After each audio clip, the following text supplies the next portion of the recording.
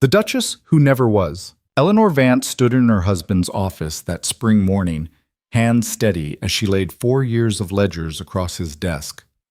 Duke Adrian Hale stared at numbers he'd never seen, profits he didn't earn, repairs he never ordered, threats he never knew existed. His mistress's perfume still clung to his collar. Eleanor's voice cut through the silence. Sign here or lose everything by noon. Outside, a rival lord's carriage already approached the gates, armed with stolen plans and legal documents. But Adrian didn't know the most dangerous part yet. That every word, every strategy he'd whispered to his lover in bed had been sold to their enemies, and his wife had known for months. If you want to see how a woman took back an empire built on lies, stay until the end. Drop a comment with your city below. I want to see how far this story travels. The office door stood open for the first time in 4 years. Eleanor had chosen this moment carefully. Not during one of Adrian's hunting trips, when he'd be gone for weeks and she could quietly manage the crisis alone, as she always did. Not during the evening, when exhaustion might dull her edge or wine might soften his resistance.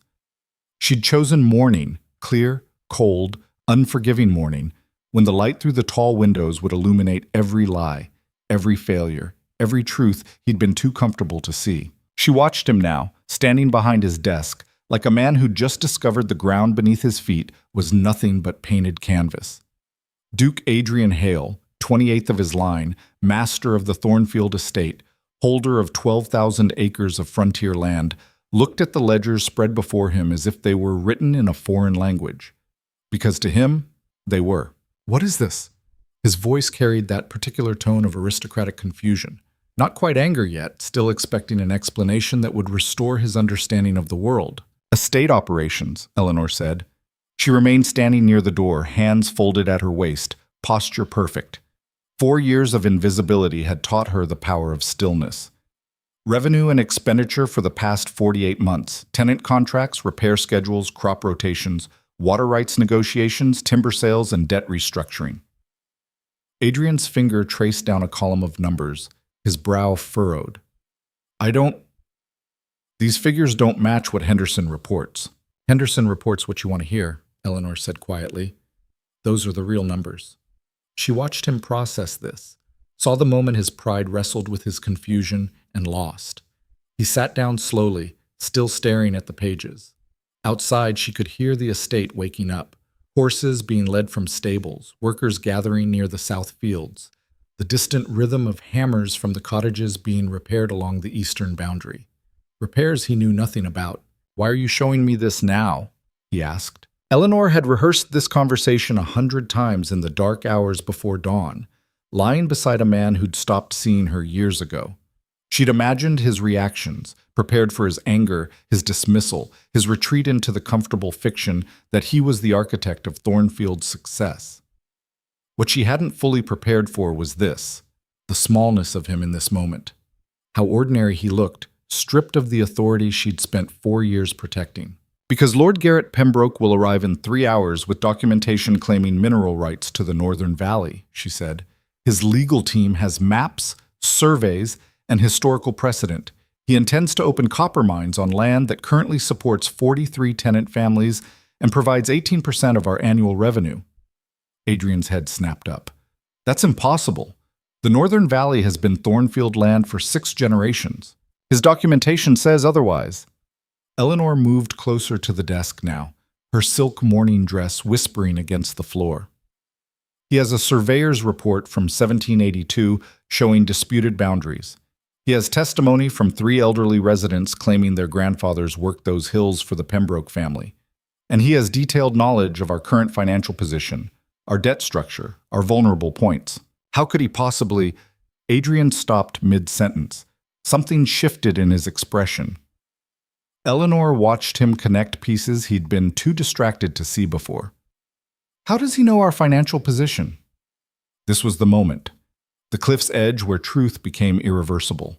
You told him, Eleanor said, through Catherine Marsh. Every strategy I designed, every weakness I shored up, every move I planned, you discussed it with her in bed and she sold it to Pembroke for £5,000 and a house in the capital. The color drained from Adrian's face. You can't possibly... I have the bank transfers. I have testimony from her former maid. I have the correspondence. Eleanor's voice remained level, almost gentle. This wasn't about vengeance. It had never been about vengeance. She played you perfectly, Adrian, and through you, she's helped Pembroke position himself to take half our estate. Adrian stood abruptly, the chair scraping against wood. This is absurd. Catherine wouldn't. She has no interest in estate matters. She barely understands. She understood enough to ask you questions, Eleanor interrupted. Casual questions, admiring questions. How did you manage to negotiate such favorable lumber contracts? However did you convince the tenant farmers to accept new lease terms? You're so clever with money, darling. How do you keep everything balanced?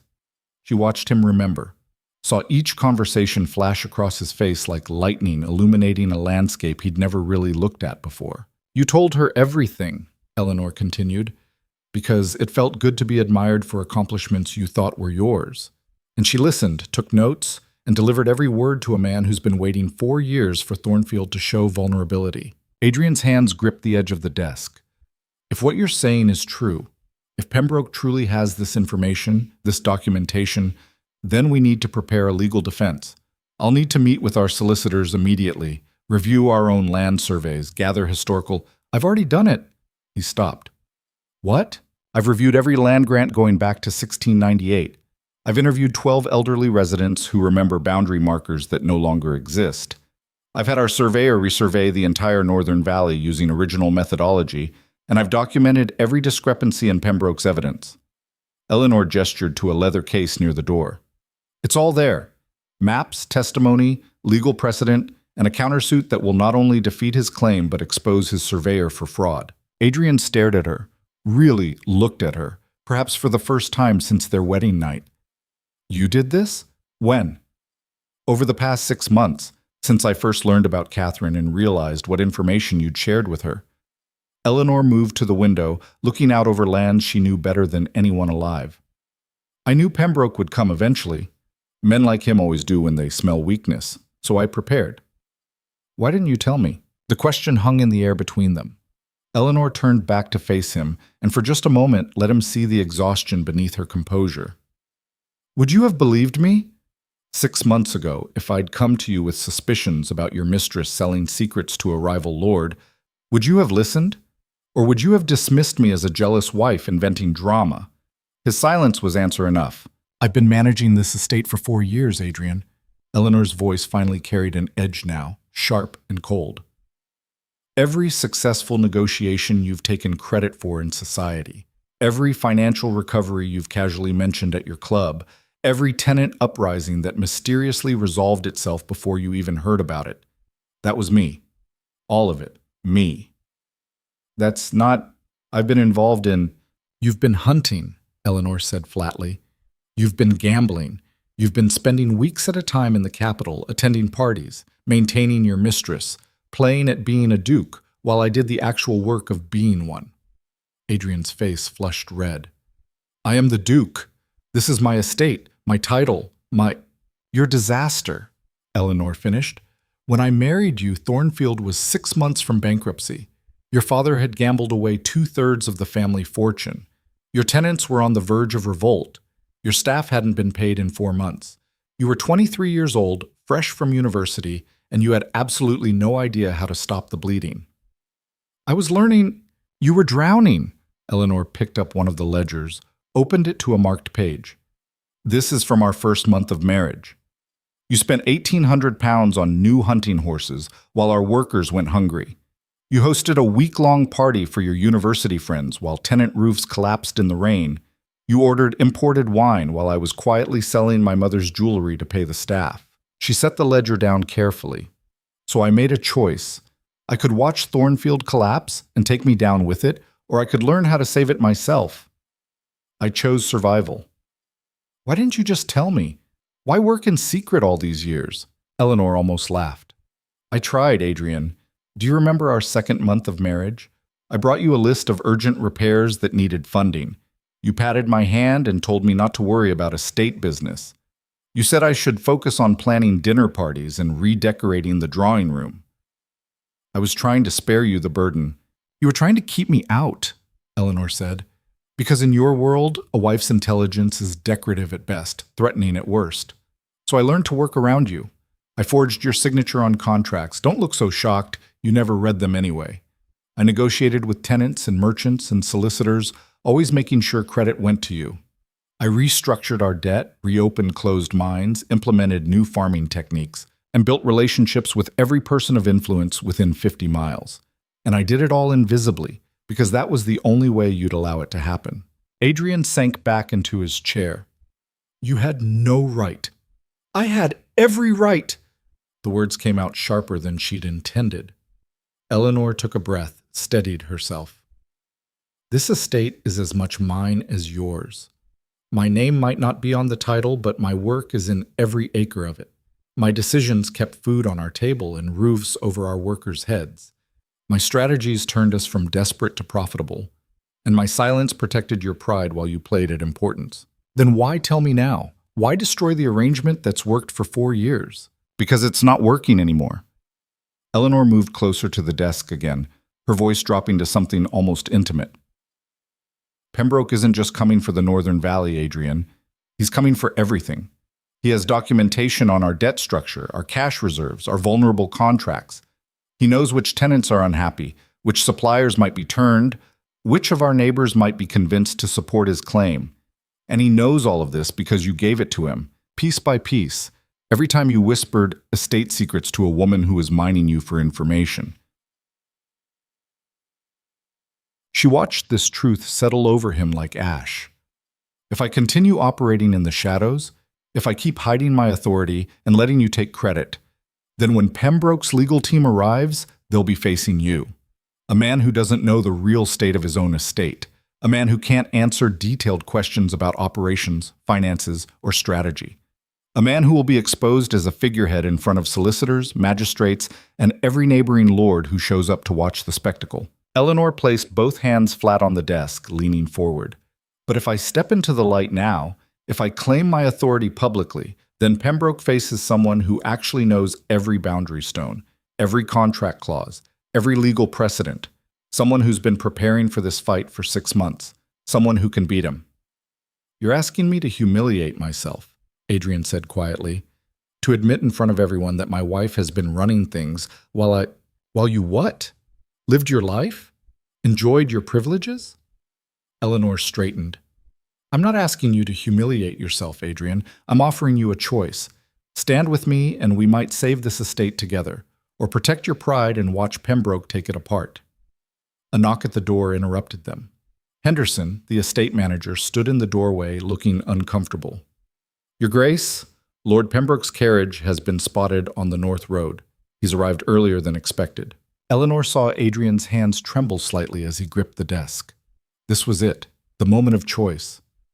Tell Lord Pembroke we'll receive him in the formal drawing room in 20 minutes, Eleanor said, her voice carrying an authority Henderson had heard many times before, though never publicly acknowledged. Have Mrs. Chen prepare tea, and gather the full household staff in the main hall. I have an announcement to make. Henderson's eyes flicked to Adrian, waiting for confirmation. The Duke sat frozen, caught between the world he'd known and the one being born in front of him. Henderson, Eleanor said softly, this isn't a request. The estate manager nodded slowly and withdrew. Eleanor turned back to Adrian. In 20 minutes, I'm going to walk into that drawing room and face Pembroke as the acting authority of this estate. Every word I speak will carry the weight of Thornfield behind it. And when he tries to dismiss me, and he will, I need you to either support my authority or undermine it. There's no middle ground anymore. The door is open, Adrian. It won't close again. She moved toward the door, then paused. 4 years ago, you married me because your family needed money, and mine had it. You barely spoke to me during our engagement. You looked disappointed when you lifted my veil at the wedding. And on our wedding night, you were so drunk you fell asleep before even removing your coat. Adrian flinched at the memory. I tell you this, Eleanor continued, not to wound you, but to remind you that I never expected love from this marriage. I expected partnership, respect, a shared purpose. Instead, I got a stranger who was content to let me be invisible as long as his comfort remained intact. Well, I'm done being invisible, and I'm done protecting your comfort at the expense of everything we've built. She opened the door fully, letting sunlight flood the previously dim office. "Pembroke will be here in 15 minutes, she said. "Use that time to decide who you want to be when he arrives."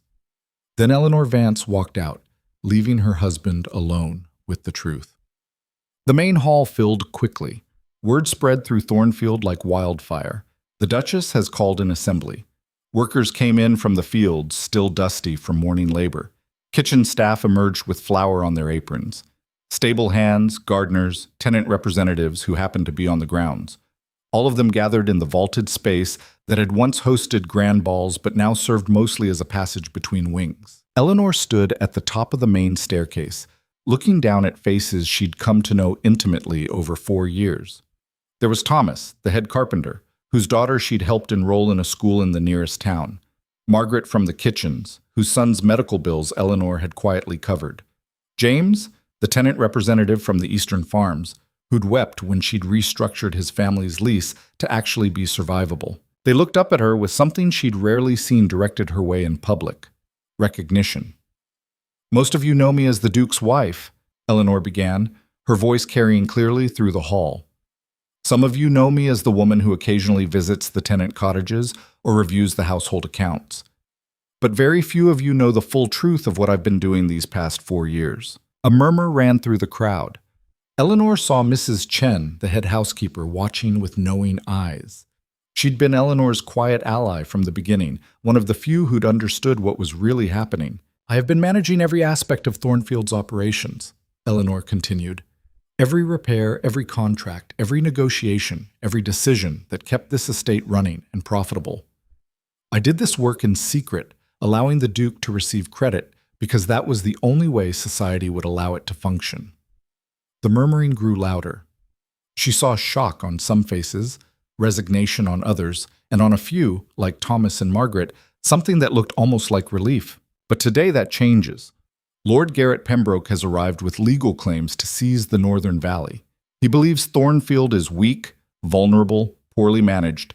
He expects to negotiate with a duke who doesn't understand his own estate's operations. Instead, he's going to face me. Eleanor descended 3 steps, coming closer to the assembly. "I'm telling you this now because what happens in the next few hours will determine Thornfield's future. If we win, it will be because we stand together, with full knowledge of who has been leading us. If we lose, you deserve to know why, and who failed you." "What do you need from us, Your Grace?" Thomas called out. Several others nodded. "The truth," Eleanor said simply. "When Pembroke's people start asking questions, trying to find weakness or contradiction, tell them the truth. Tell them who negotiated your leases, who approved the repairs, who restructured the debt. Tell them who actually runs this estate." She looked across the sea of faces. "I won't pretend this isn't complicated.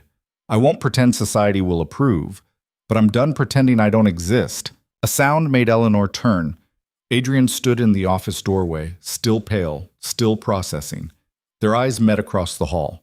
In his hands, he held the leather case with all her documentation. He descended the stairs slowly, joining her. The assembly watched in absolute silence. "My wife," Adrian said, his voice rough but steady, "has been the true authority of Thornfield for 4 years. I was too proud, too foolish, and too comfortable to see it. Or perhaps I saw it and chose to ignore it because acknowledging her competence meant confronting my own inadequacy." Eleanor heard several sharp intakes of breath. This was not how dukes spoke, especially not in front of staff. "When Lord Pembroke arrives," Adrian continued, "he will be met by the person who actually knows this estate. I will stand with her, support her authority, and answer for my failures. What I will not do is pretend any more that I've been steering this ship when I've barely been on deck." He turned to Eleanor and she saw something new in his expression. Not love, not yet, but perhaps the beginning of respect. "I can't undo 4 years of blindness in 4 minutes, but I can choose to see clearly from this moment forward." He held out the leather case. "These are yours. This fight is yours. I'm here to support you, not lead you." Eleanor took the case, feeling its weight. Around them, the assembly remained frozen, watching a marriage transform in real time. "Lord Pembroke's carriage is approaching the main entrance," Henderson announced from near the front doors. Eleanor looked at her husband. "Can you stand beside me and let me speak without interference? Can you defer to my knowledge without resentment?" "I don't know," Adrian said honestly. My pride is arguing against it even now, but I'm going to try. It wasn't a declaration of love. It wasn't even a full apology. But it was perhaps the first completely honest thing he'd said to her in 4 years. Then let's go meet our enemy, Eleanor said. They walked together toward the formal drawing room, the assembly parting to let them pass. Behind them, Eleanor heard whispers starting, saw staff members exchanging glances. The story would spread beyond Thornfield's walls within hours. By tomorrow, every estate within 100 miles would know that the Duchess Vance had stepped out of the shadows. There was no going back now. The formal drawing room had been prepared hastily but well. Tea service gleamed on the sideboard. Fresh flowers, probably grabbed from whatever was in season, sat in crystal vases. The furniture had been arranged to create a clear sense of authority. 2 chairs positioned at the head of the room, others arranged in a subordinate arc. Eleanor stood near the window, watching Pembroke's carriage roll to a stop. She recognized his crest, a hawk clutching a branch. Appropriate for a man who preyed on weakness. He's brought a lot of people, Adrian observed, standing beside her. Indeed, Pembroke emerged with an entourage. 2 solicitors carrying document cases, a surveyor with maps, and 3 men who looked like hired muscle dressed up in formal clothing. He clearly expected resistance. What he didn't expect, Eleanor thought, was competence. Pembroke entered the room like a man arriving at his own victory party. He was perhaps 50, well-dressed, with the kind of confident smile that came from winning too many battles. His eyes swept the room, dismissed the staff members present, settled on Adrian, flicked briefly across Eleanor, then returned to the Duke. Adrian, he said warmly, as if they were old friends, so good of you to receive me on such short notice. Lord Pembroke, Adrian replied, his voice carefully neutral. Pembroke's gaze shifted to Eleanor, and she saw the calculation there. And the lovely Duchess. I don't believe we've been formally introduced. We haven't, Eleanor said. She didn't curtsy, didn't smile, didn't perform any of the social niceties expected of duchesses. But you know enough about me, I think.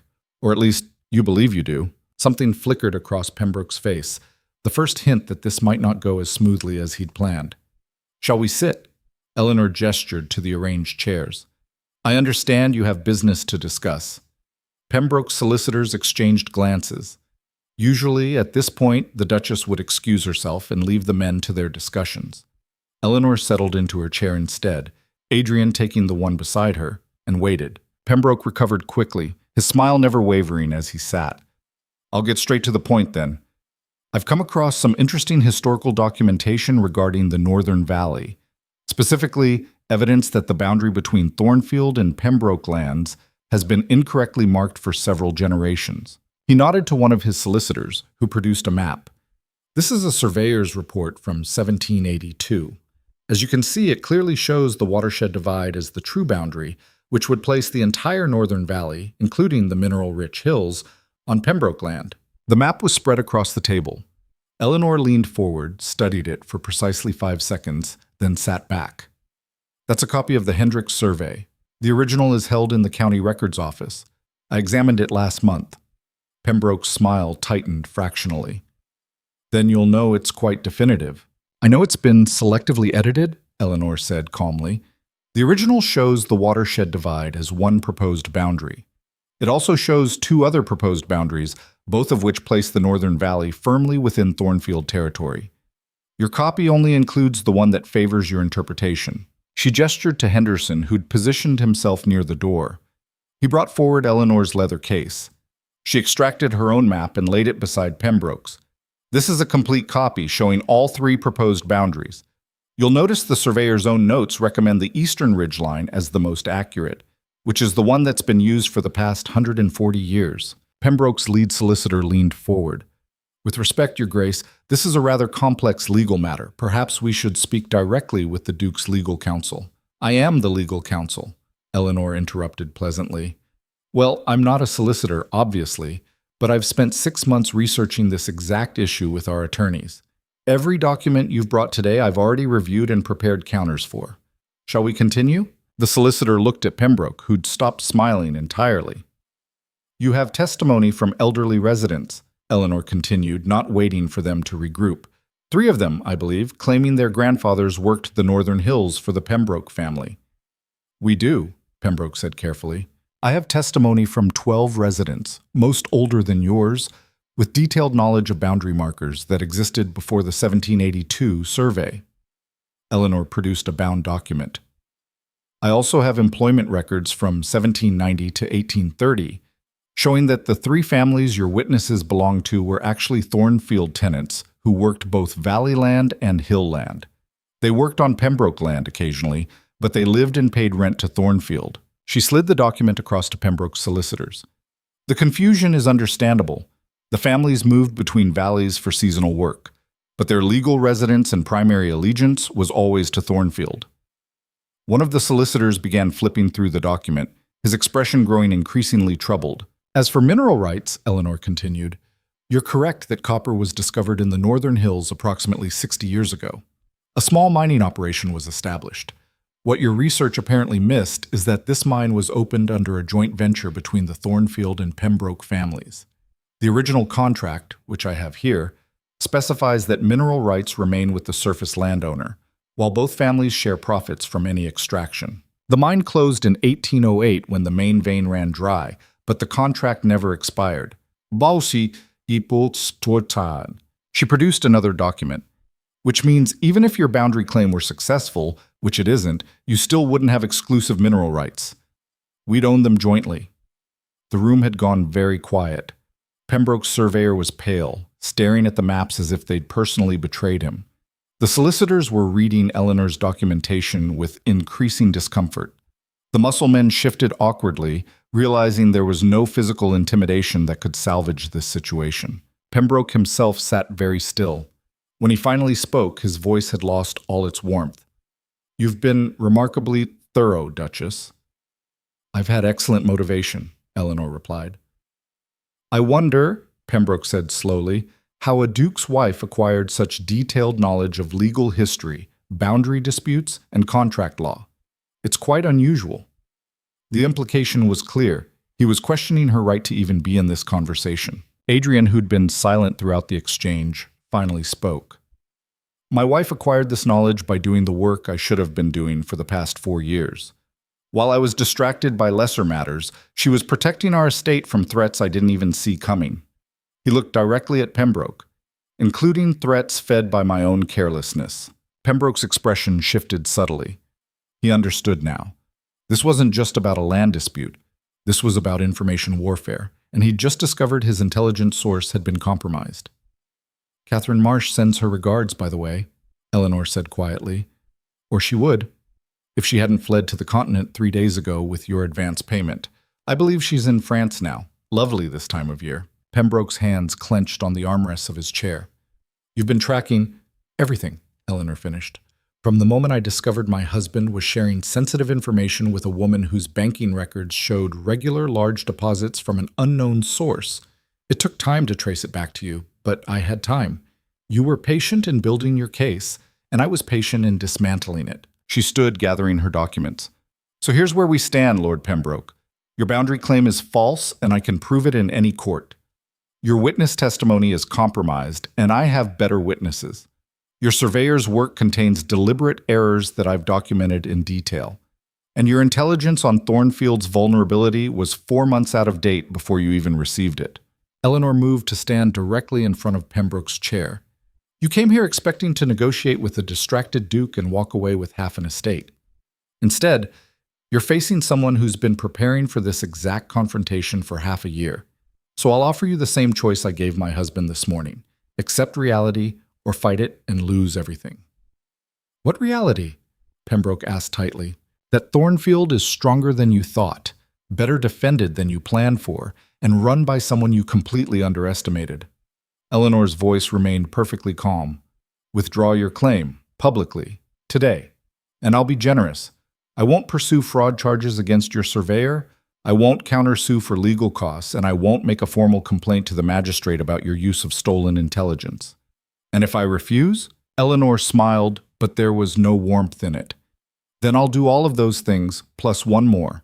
I'll make sure every lord within 200 miles knows exactly how you built your case. I'll detail how you seduced information out of a lonely duke through his mistress, how you paid for that information, and how thoroughly you were defeated by a woman working from a country estate office. Your reputation will be demolished, not because you lost, but because of how spectacularly incompetent your loss was. Pembroke stood slowly. For a moment, Eleanor wondered if he'd actually become violent. The muscle men tensed, and she saw Adrian shift in her peripheral vision, but Pembroke simply straightened his coat and picked up his hat. "You've made an enemy today, Duchess," he said quietly. "No," Eleanor corrected. "I defeated an enemy today. There's a difference." Pembroke looked at Adrian. "You're a fool, letting your wife humiliate me like this. It makes you look weak." "Perhaps," Adrian said. "But I'd rather look weak beside my competent wife than strong while losing my estate to your legal theft. Pride is expensive, Pembroke. I'm learning I can't afford it anymore." Pembroke's jaw worked, but he had nothing left to say. He turned to his team. "We're leaving." The solicitor scrambled to gather documents. The surveyor looked like he wanted to disappear into the floor.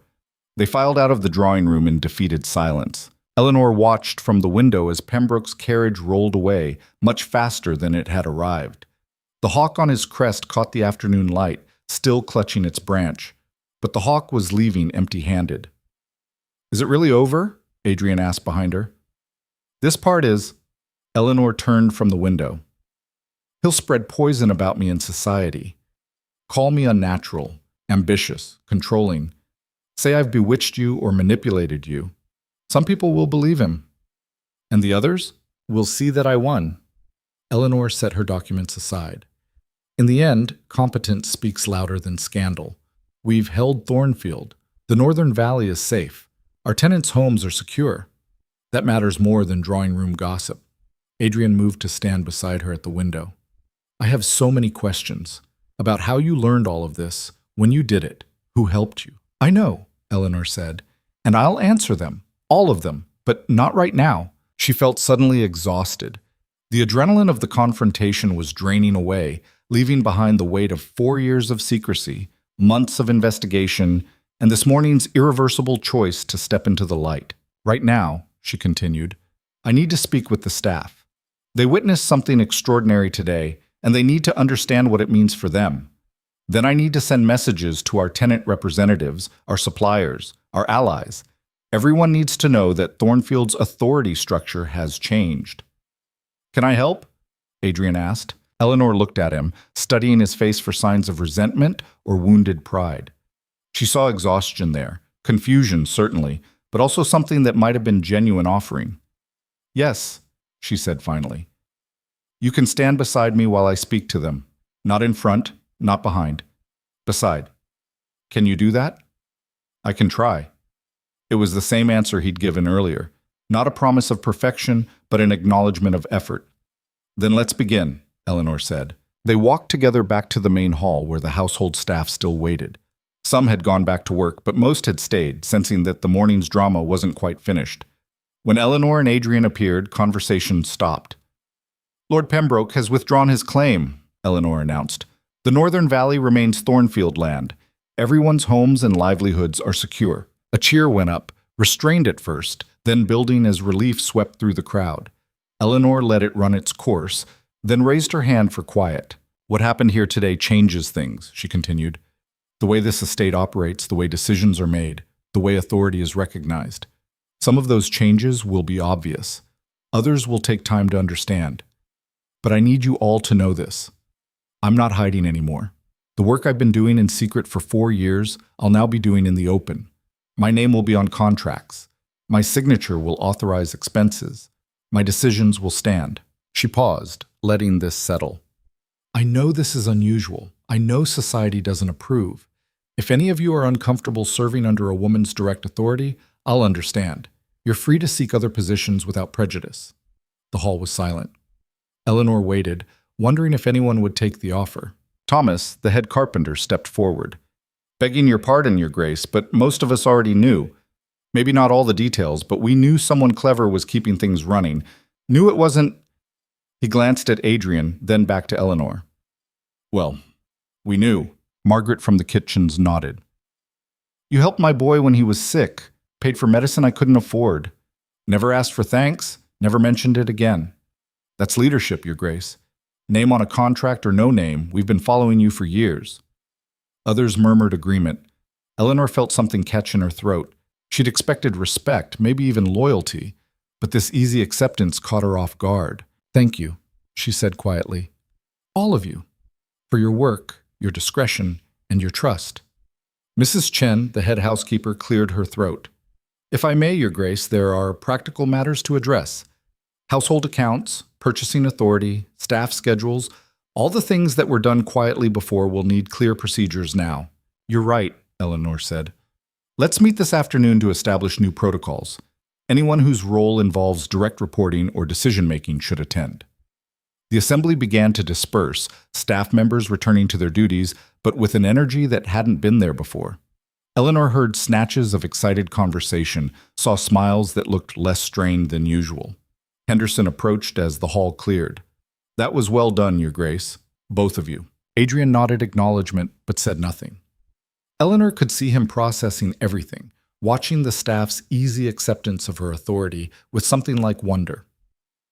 Henderson, Eleanor said, I'll need you to prepare updated documentation, new signing authorities, revised reporting structures. Can you have a draft ready by tomorrow morning? Of course, Your Grace. When they were finally alone in the hall, Adrian sank onto the bottom step of the main staircase. They knew.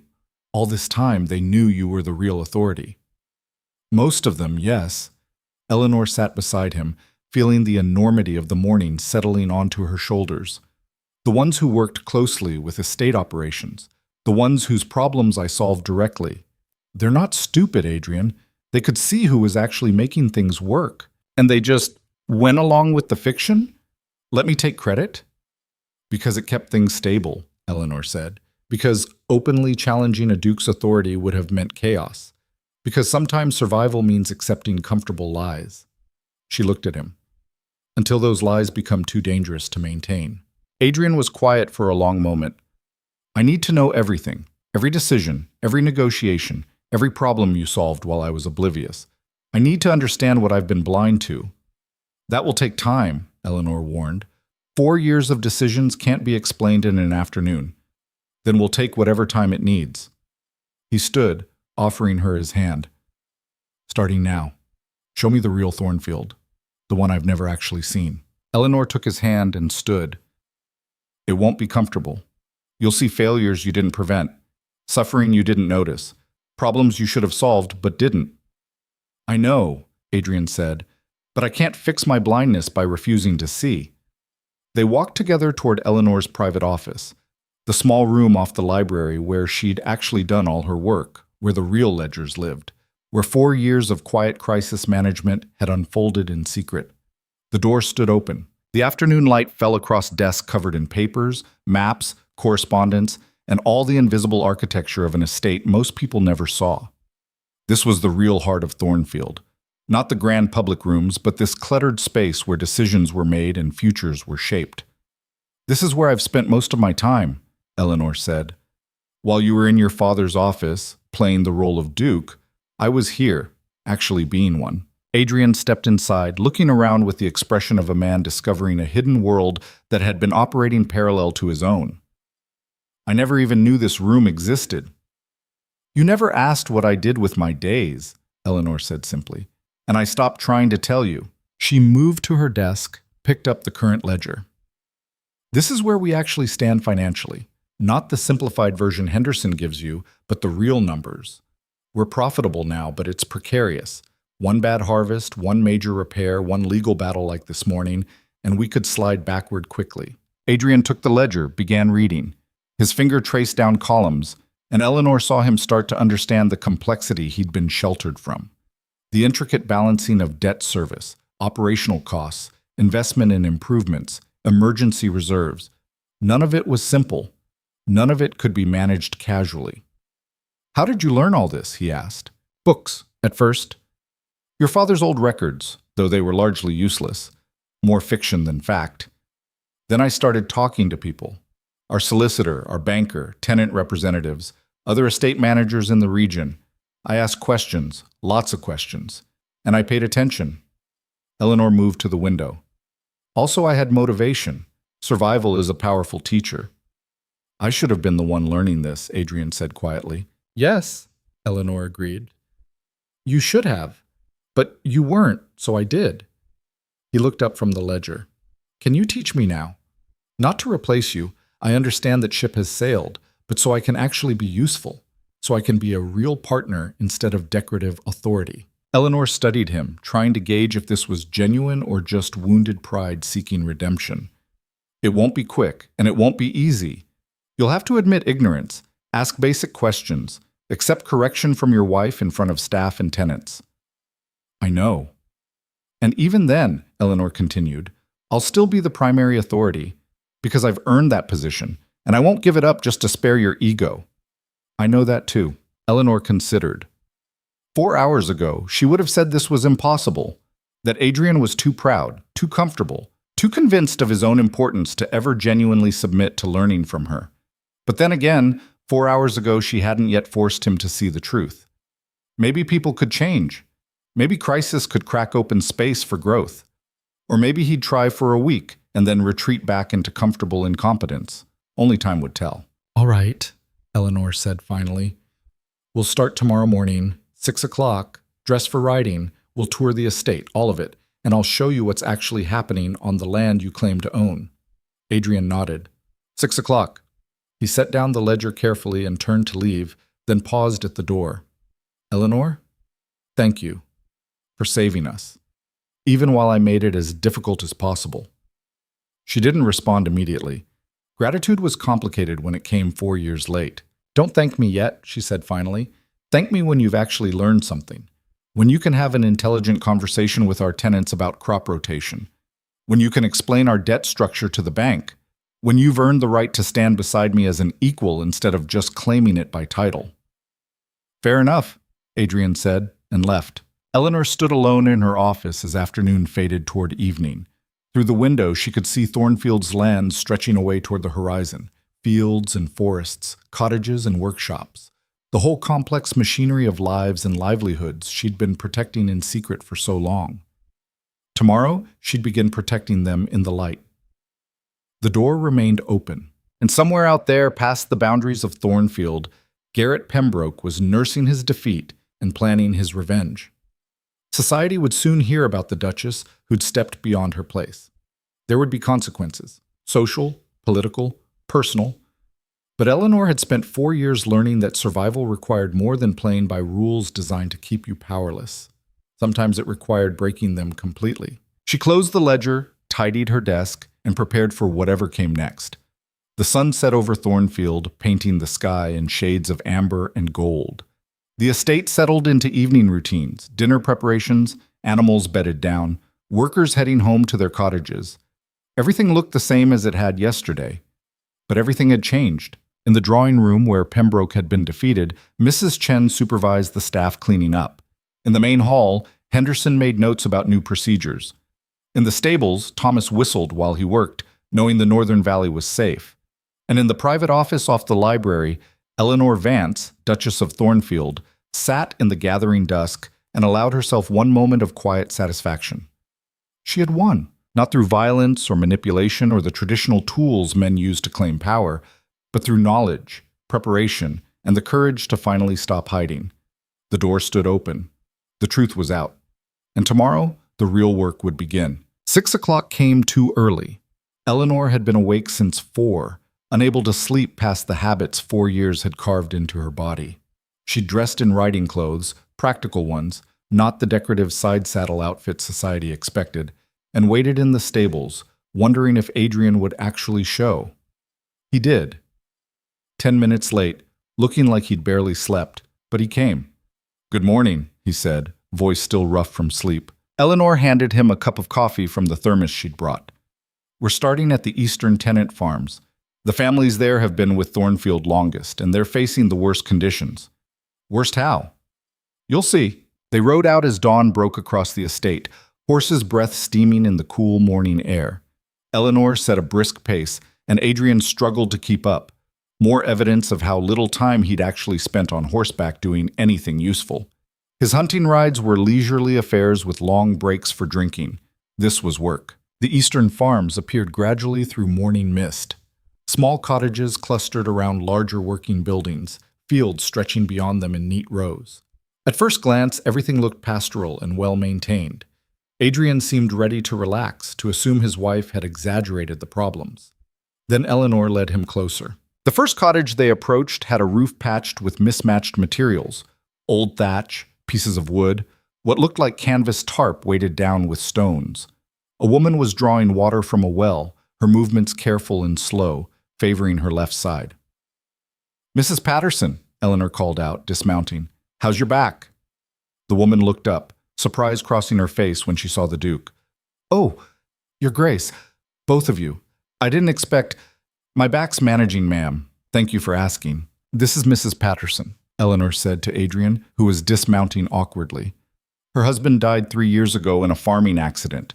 She's been working their lease alone since then, with help from her 2 sons when they're not hired out to neighbors." Adrian nodded politely, clearly unsure what he was supposed to say. "Mrs. Patterson," Eleanor continued, "would you show the Duke your cottage roof, the section that collapsed last winter?" The woman's face tightened. "Your Grace, I don't want to complain. You've already done so much, getting the support beams replaced." "I know, but the Duke needs to see the full situation. Please." Mrs. Patterson led them around to the back of the cottage. Part of the roof had clearly collapsed at some point and been hastily rebuilt. The repair was functional but crude, and Eleanor could see daylight through gaps in the thatching. "It happened during that heavy snow," Mrs. Patterson explained, addressing Eleanor. "The weight was too much for the old beams. My boys and I tried to shore it up, but we don't have the skills or materials for proper repairs." "And you reported this to Henderson?" Eleanor prompted, knowing the answer. "Yes, ma'am. He said he'd send someone when they had time." Eleanor turned to Adrian. "That was 4 months ago. Henderson filed the request under non-urgent because Mrs. Patterson is a widow without a husband to advocate for her. It's been sitting in a pile of similar requests ever since." Adrian's face reddened. Henderson shouldn't have— "Henderson does what he's always done," Eleanor said quietly. "He prioritizes based on who has the most social weight to complain. Widows, elderly tenants, families with no connections, they go to the bottom of the list." She gestured to the cottage. "This is one of 12 similar situations on the eastern farms alone: roofs that leak, wells that run dry in summer, fences that don't keep out livestock. Small problems that become big ones when they're ignored for months. And they're ignored because the people suffering them don't have loud enough voices." Mrs. Patterson stood awkwardly, clearly uncomfortable being used as an object lesson. Eleanor touched her arm gently. "I promise someone will be here this week to properly repair your roof. The Duke is going to personally ensure it." "I am?" Adrian asked, then caught Eleanor's look. "I am, yes, this week." After they left Mrs. Patterson's cottage, riding toward the next farm, Adrian was quiet for a long time. Finally, he said, "Why didn't you just fix it yourself? You clearly have the authority to order repairs." "I did fix some of them," Eleanor replied. "The worst ones, the ones that couldn't wait. But there are limits to what I could do secretly. Every repair I authorized had to be justified in ways that wouldn't make Henderson suspicious about who was really making decisions. And even then, I had to be strategic. Too many repairs too quickly would have drawn attention. So people suffered because you had to maintain a fiction." "Yes." Eleanor's voice was flat. "That's what I've been trying to make you understand. Secrecy has costs. Every day I worked in the shadows was a day I couldn't fully help people who needed it." They visited 6 more farms that morning. Each one revealed similar patterns: neglected repairs, postponed improvements, small injustices that had compounded over time. By the 3rd stop, Adrian had stopped looking defensive and started looking ill. At the last farm, an elderly man named Mr. Donnelly showed them a fence that separated his grazing land from a neighbor's. The fence had been damaged months ago when the neighbor's bull broke through, and both families had been arguing ever since about who should pay for repairs. "The problem," Eleanor explained, "is that the fence sits on a boundary that was never properly surveyed. The original estate maps are vague about this section, so neither family wants to pay for something that might not even be on their land." "Can't we just have it surveyed?" Adrian asked. "We could. It would cost about £40 and take 2 weeks, but Henderson says it's not worth the expense for tenant squabbles." Eleanor's tone made clear what she thought of that assessment. Meanwhile, Mr. Donnelly's sheep keep wandering onto the neighbor's land. The neighbor threatens to shoot them, and both families are one incident away from serious conflict. So survey it, Adrian said. 40 pounds is nothing compared to the cost of a real dispute. Eleanor smiled slightly. That's the first sensible thing you've said all morning. Welcome to estate management. It's mostly about preventing problems before they explode. By the time they returned to the main house for lunch, Adrian looked exhausted.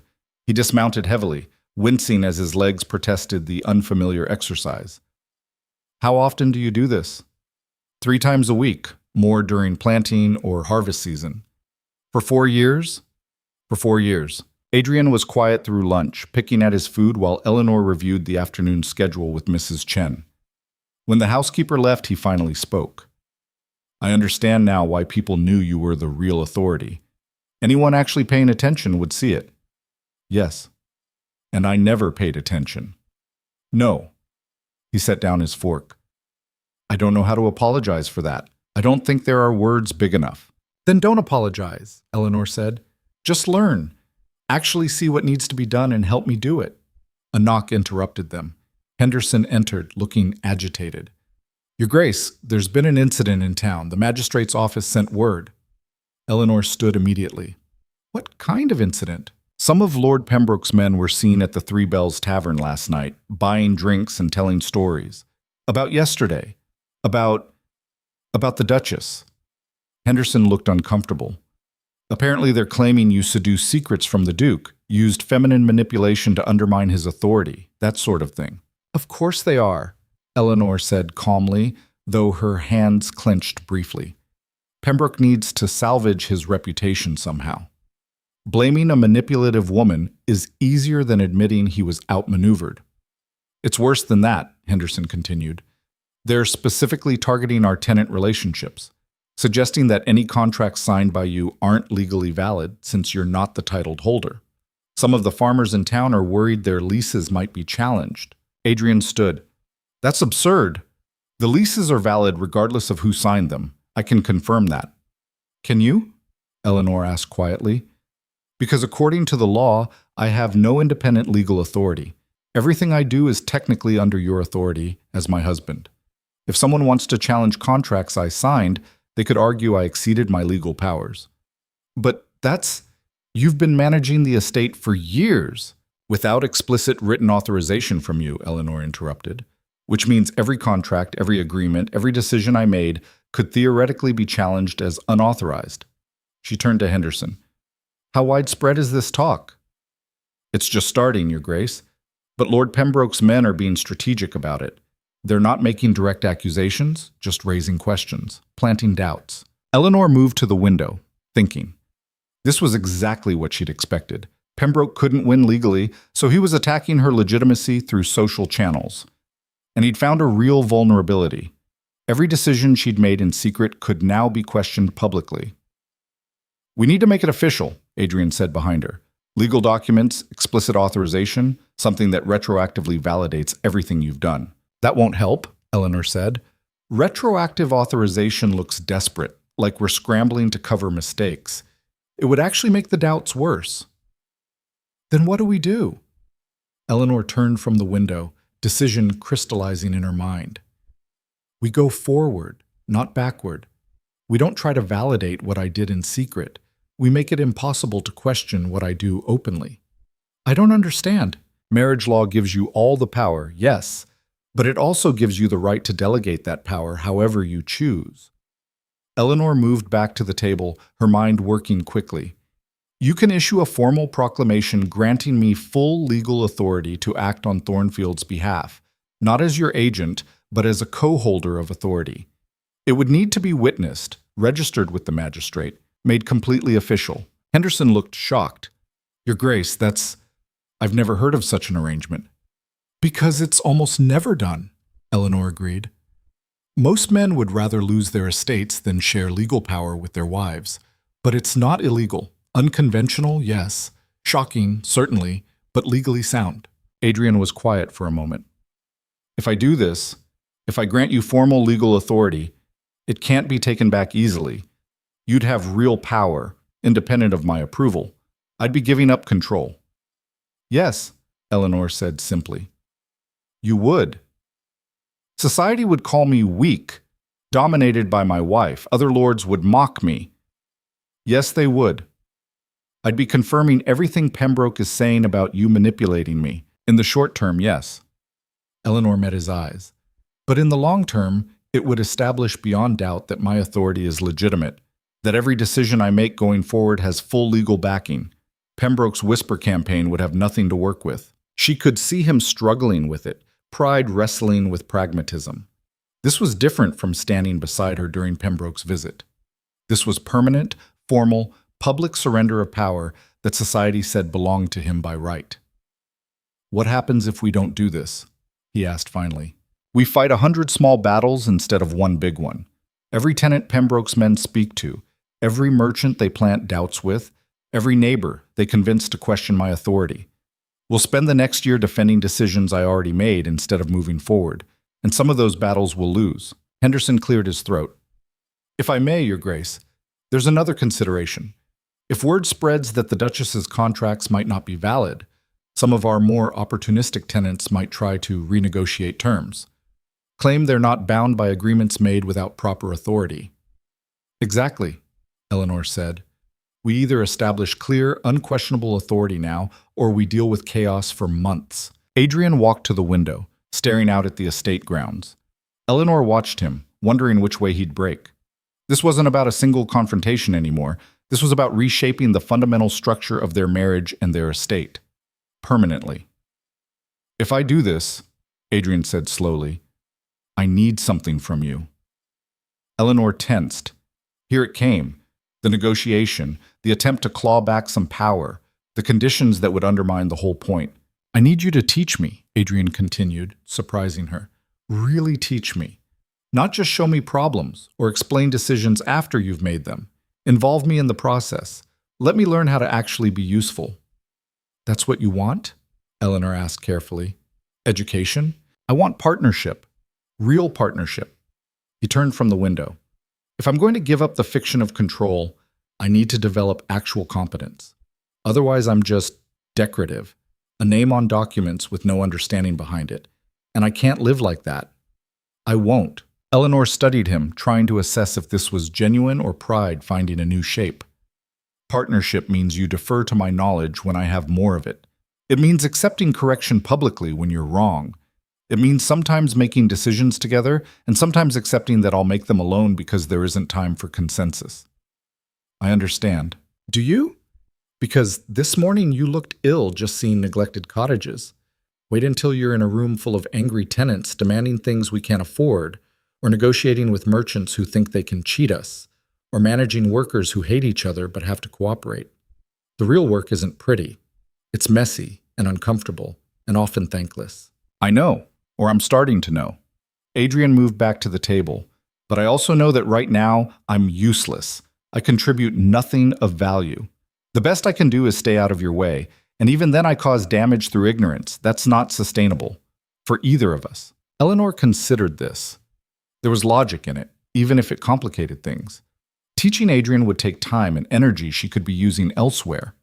But having a partner who actually understood the work, who could handle some decisions independently, who could present a united front with real knowledge behind it, that had value too. All right, she said finally. I'll write the authorization document this afternoon. You'll review it, sign it, and we'll have it witnessed and registered by tomorrow morning. In exchange, I'll involve you in daily operations, starting immediately. Immediately? We have a tenants' council meeting tonight, Eleanor said. Representative families from each section of the estate. They gather monthly to discuss problems, negotiate changes, voice complaints. Usually I handle it alone because you're... She paused delicately. Because I'm hunting or gambling or otherwise occupied, Adrian finished. What happens at these meetings? Democracy, Eleanor said bluntly. We're close to it. They tell me what's not working, I explain what's possible, and we find solutions together. Sometimes it's calm and productive. Sometimes people yell. Sometimes I have to make decisions they hate and enforce them anyway. And you want me there for tonight's meeting? I want you to see how this actually works. How authority functions when you can't just command obedience. These people could leave. They're not slaves. They're tenants with contracts that allow termination. If we fail them too badly, they'll go work for someone else, and we'll lose the labor that keeps Thornfield functioning. Henderson, still present, looked nervous. Your Grace, perhaps the Duke should observe a few meetings before participating. No, Adrian interrupted. If I'm going to learn, I need to start now, before I can build comfortable assumptions about how things work. Eleanor nodded approvingly. The meeting starts at 7 in the main barn. Don't dress formally. These are working people, and they'll be coming straight from their jobs. And for the love of everything, don't try to dominate the conversation. Listen more than you speak. I can do that. We'll see. The afternoon passed in a blur of activity. Eleanor drafted the authorization document with help from their solicitor, who looked increasingly uncomfortable as he realized what she was creating. The language had to be precise, broad enough to grant real authority, specific enough to be legally defensible. By the time she'd finished the third revision, her hand ached from writing and her eyes burned from reviewing law texts. Adrian spent the afternoon with Henderson, reviewing tenant contracts and current operations. Eleanor checked on them once and found her husband taking notes like a student, asking questions that ranged from insightful to embarrassingly basic. Henderson looked torn between respect for Adrian's effort and dismay at how much the Duke didn't know. At 6:30, Eleanor changed into simpler clothes and made her way to the main barn. Workers were already gathering. She recognized faces, knew most of their names and situations. Thomas the carpenter nodded to her. Mrs. Miller from the Western Dairy Farms waved. Young Jacob, who'd recently taken over his father's lease, stood nervously near the back. Adrian arrived a few minutes later, dressed more casually than she'd ever seen him in public. The gathering quieted when he entered, people exchanging uncertain glances. Evening, everyone, Eleanor said, stepping forward before the awkwardness could solidify. As you can see, the Duke is joining us tonight. Some of you may have heard about yesterday's events with Lord Pembroke. Things are changing at Thornfield, and we wanted to discuss those changes with you directly. She gestured for Adrian to step forward. He looked nervous but moved to stand beside her, not in front. Small detail, but people noticed. Most of you know I've had limited involvement with daily operations, Adrian began, and Eleanor heard several people cough to cover laughter. He had the grace to look embarrassed. That was a mistake, my mistake. I let my wife carry responsibilities I should have shared while I made other choices. The barn was very quiet now. Going forward, that changes. The Duchess will have formal legal authority to act for Thornfield, not as my agent, but as a co-holder of power. What she decides will carry the same weight as what I decide. Her signature will have the same validity as mine. Murmuring spread through the crowd. This was radical enough that even people who'd known Eleanor was the real authority looked shocked to hear it made official. I know this is unusual, Adrian continued. I know society will have opinions about it, but I also know that my wife has kept this estate running, kept you all safe and fed, while I was too blind to see or too proud to acknowledge it. So I'm acknowledging it now, publicly, and making sure no one can question her authority going forward. Thomas raised his hand. Begging your pardon, Your Grace, but what does this mean for existing contracts? Some of us have leases signed by the Duchess, some signed by you. Are they all still valid? All valid, Eleanor confirmed. And any future contracts will be equally valid regardless of which signature is on them. We're having legal documents drawn up to make this absolutely clear. What about decisions? Mrs. Miller called out. If the Duchess says one thing and you say another, who do we listen to?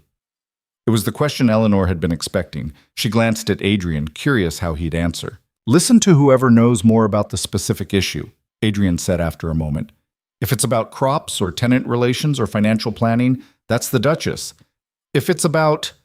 He paused, clearly struggling to think of areas where he had more knowledge. Well, honestly, for most things, that's the Duchess.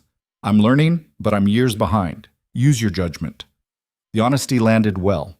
People weren't used to nobility admitting ignorance so plainly. Right then, Thomas said. Let's get to business. We've got water issues in the southern section again. The meeting proceeded from there, falling into familiar patterns. Tenants raised problems. Eleanor asked clarifying questions. Solutions were proposed and debated. Adrian mostly stayed quiet, but she noticed him taking mental notes, watching how she navigated disagreements and balanced competing needs. The water issue was straightforward. A shared well was running low during afternoon hours, and families were arguing about usage priorities. Eleanor proposed a schedule system, got buy-in from the affected families, and moved on. Then Mrs. Carter from the Northern Farm stood up. I need to talk about the Jennings situation. The barn went very quiet. Eleanor felt tension spike immediately. Go ahead, she said carefully. Peter Jennings has been beating his wife, Mrs. Carter said bluntly. Everyone knows it. Sarah shows up to market with bruises, makes excuses. Last week she had a black eye so bad she couldn't open it properly. And nothing's been done. Eleanor's jaw tightened. She'd known about Peter Jennings, had been gathering evidence carefully, trying to build a case strong enough to act on without triggering violent backlash. But it was slow, delicate work. I'm aware of the situation, Eleanor said. I've been working on it isn't enough, Mrs. Carter interrupted. Sarah's scared for her life. Her children are scared. How much evidence do you need before you do something? It's not about evidence, Eleanor replied, keeping her voice level. It's about having a solution that actually helps Sarah. If I evict Peter tomorrow, he'll just drag Sarah and the children away from Thornfield, and then she'll have no protection at all. I'm trying to what? Find a perfect answer that doesn't exist? Mrs. Carter's voice rose. My mother was beaten by my father for 20 years while people made excuses about why they couldn't help. It's complicated, they said. We need to be careful, they said. She died with bruises on her body, and everyone acted surprised. Eleanor felt Adrian shift beside her, probably preparing to intervene. She touched his arm lightly. Wait, you're right, Eleanor said to Mrs. Carter. There is no perfect answer, and I'm not trying to find one. I'm trying to find an answer that doesn't get Sarah killed. She addressed the whole gathering now. Peter Jennings is violent and dangerous. If I evict him, he'll view Sarah as the reason and likely kill her out of rage. If I have him arrested without enough evidence to hold him, he'll be released within days and the violence will escalate. So I've been working with Sarah directly, quietly helping her save money and make plans to leave safely with her children when the moment is right. And when will that be? Mrs. Carter demanded. How many more beatings while you wait for the right moment? I don't know, Eleanor admitted. I wish I did, but I also know that rushing in without a solid plan gets women killed. I've seen it happen. The barn was silent again. This was the messy, impossible part of authority that Adrian had never witnessed. The problems where every solution was inadequate, where doing nothing was terrible but acting recklessly was worse. What if we helped more directly? Thomas suggested. Some of us could make sure we're around their cottage more often. Peter's less likely to get violent if he knows neighbors are watching. He's also likely to forbid Sarah from having visitors, Eleanor replied. Isolation makes abuse easier. We need to be subtle. What about the church? Someone else called out. Could the vicar talk to him? Peter hasn't attended services in 2 years, Eleanor said. He has no respect for the vicar's authority. Then what do we do? Mrs. Carter's voice was thick with frustration. Just wait and hope Sarah survives long enough for your careful plan to work? Eleanor wanted to scream. Because yes, essentially, that was exactly what she was doing. And it felt monstrous even though she knew direct intervention would likely end worse. Adrian cleared his throat. What if we removed Peter instead of evicting him? Everyone turned to look at him. Adrian continued slowly, clearly working through the idea as he spoke. What if we found him work elsewhere? Somewhere far enough away that he'd have to relocate. Paid well enough that he'd want to take it, then Sarah and the children could stay here safe while he's gone. He'd never leave them behind, Mrs. Carter said. What if Sarah wasn't here when he left? Eleanor said, catching on to Adrian's thinking. What if we arranged for her to visit family? We'd create a family emergency, something requiring immediate travel. Peter goes to his new job, Sarah goes to her emergency, and when Peter eventually comes back to Thornfield to collect his family, we tell him Sarah decided not to return. He'll go looking for her, someone pointed out. To where? Eleanor countered. Sarah's family moved to the coast 2 years ago, opposite direction from wherever we send Peter. He doesn't know their address. And if Sarah's somewhere safe, supported by people who won't tell Peter where she is, what can he do? The plan was taking shape now, people contributing ideas. How to make the job offer seem legitimate, how to time Sarah's departure, how to support her financially until she could establish independence. It wasn't perfect. Peter might track her down eventually, might cause trouble when he realized what happened. But it was better than waiting for violence to escalate to murder. I can help with the job placement, Thomas offered. My brother works at a shipyard down south. Always needs strong backs. and it pays well. I'll talk to Sarah, Mrs. Carter said. Sound her out about whether she'd actually leave if given the chance. Some women are too scared to go even when they have the opportunity. Eleanor nodded. Do it carefully. If Peter suspects something, he'll tighten his control. The meeting continued for another hour, covering more mundane issues, fence repairs, crop prices, a dispute about shared equipment. But the energy had shifted. People had seen Eleanor acknowledge a problem she didn't have a perfect solution for, had watched her work with others to find something better than nothing, and they'd seen Adrian contribute something useful. When the meeting finally ended and people dispersed into the night, Eleanor felt exhausted. The weight of Peter Jennings's violence, Mrs. Carter's righteous anger, the knowledge that their plan might fail and Sarah might die anyway, it all pressed down on her shoulders. That was brutal, Adrian said as they walked back toward the main house. That was normal, Eleanor corrected. Every month there are problems like that. Situations where all the choices are bad and I have to pick the least terrible option.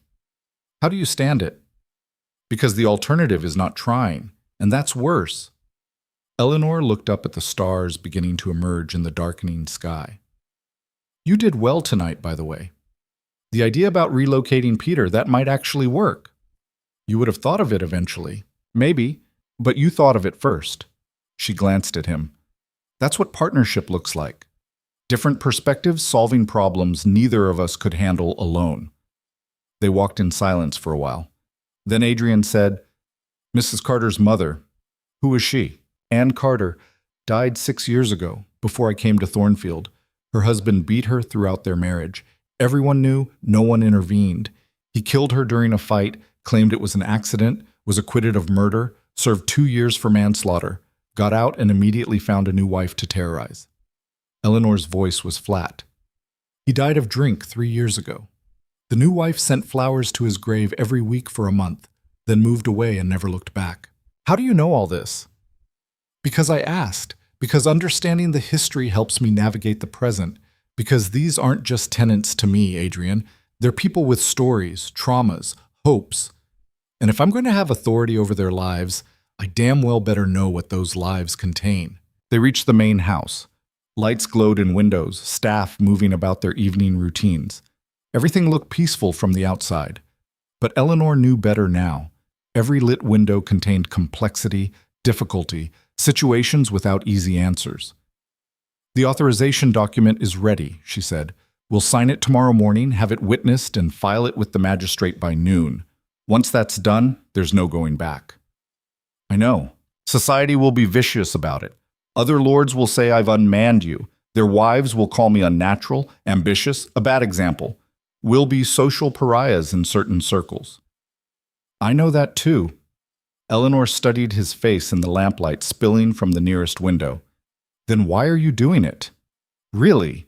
Because I don't think it's just about defeating Pembroke's whisper campaign. Adrian was quiet for a long moment. Because this morning, watching you with those tenants, seeing how much you know and how much you care, I realized I've spent 4 years being completely useless, decorative at best, actively harmful at worst. And I can't keep living like that. It's hollow. It's shameful. He met her eyes. I don't love you, Eleanor. I should, probably, after 4 years of marriage. But I don't. What I feel is more like awe, respect, maybe the beginning of something that could become partnership. And that's more real than whatever comfortable lie we've been living. It was perhaps the most honest thing he'd ever said to her. I don't love you either, Eleanor replied. I'm not sure I'm capable of loving you after years of being invisible, but I can work with respect. I can build something from honesty. Then let's do that. They parted in the hallway, heading to separate bedrooms, another fiction they maintained, though at least now they both acknowledged it was fiction. Eleanor prepared for bed slowly, her mind still churning through the day's events. Tomorrow, they'd sign the authorization. In a week, Pembroke's whisper campaign would intensify as word spread about the formal power sharing. In a month, they might successfully relocate Peter Jennings and save Sarah's life, or they might fail and Eleanor would add another death to her conscience. In a year, who knew? The estate might thrive, or the social consequences of their unconventional arrangement might destroy them. But at least they'd be facing it honestly. Eleanor blew out her lamp and lay in darkness, listening to the old house settle around her. Somewhere in the estate, Sarah Jennings was probably lying awake too, wondering if hope was safe to feel. Somewhere, Pembroke was plotting his next move. Somewhere, the future was rushing toward them, whether they were ready or not. The door was open. The truth was out. And tomorrow, they'd make it permanent. Eleanor fell asleep thinking about contracts and cattle and copper mines and all the 1,000 complicated pieces of keeping an estate alive. She dreamed of ledgers that balanced themselves, of fences that repaired themselves, of problems that solved themselves while she slept. She woke at 4, like always, and got up to face reality.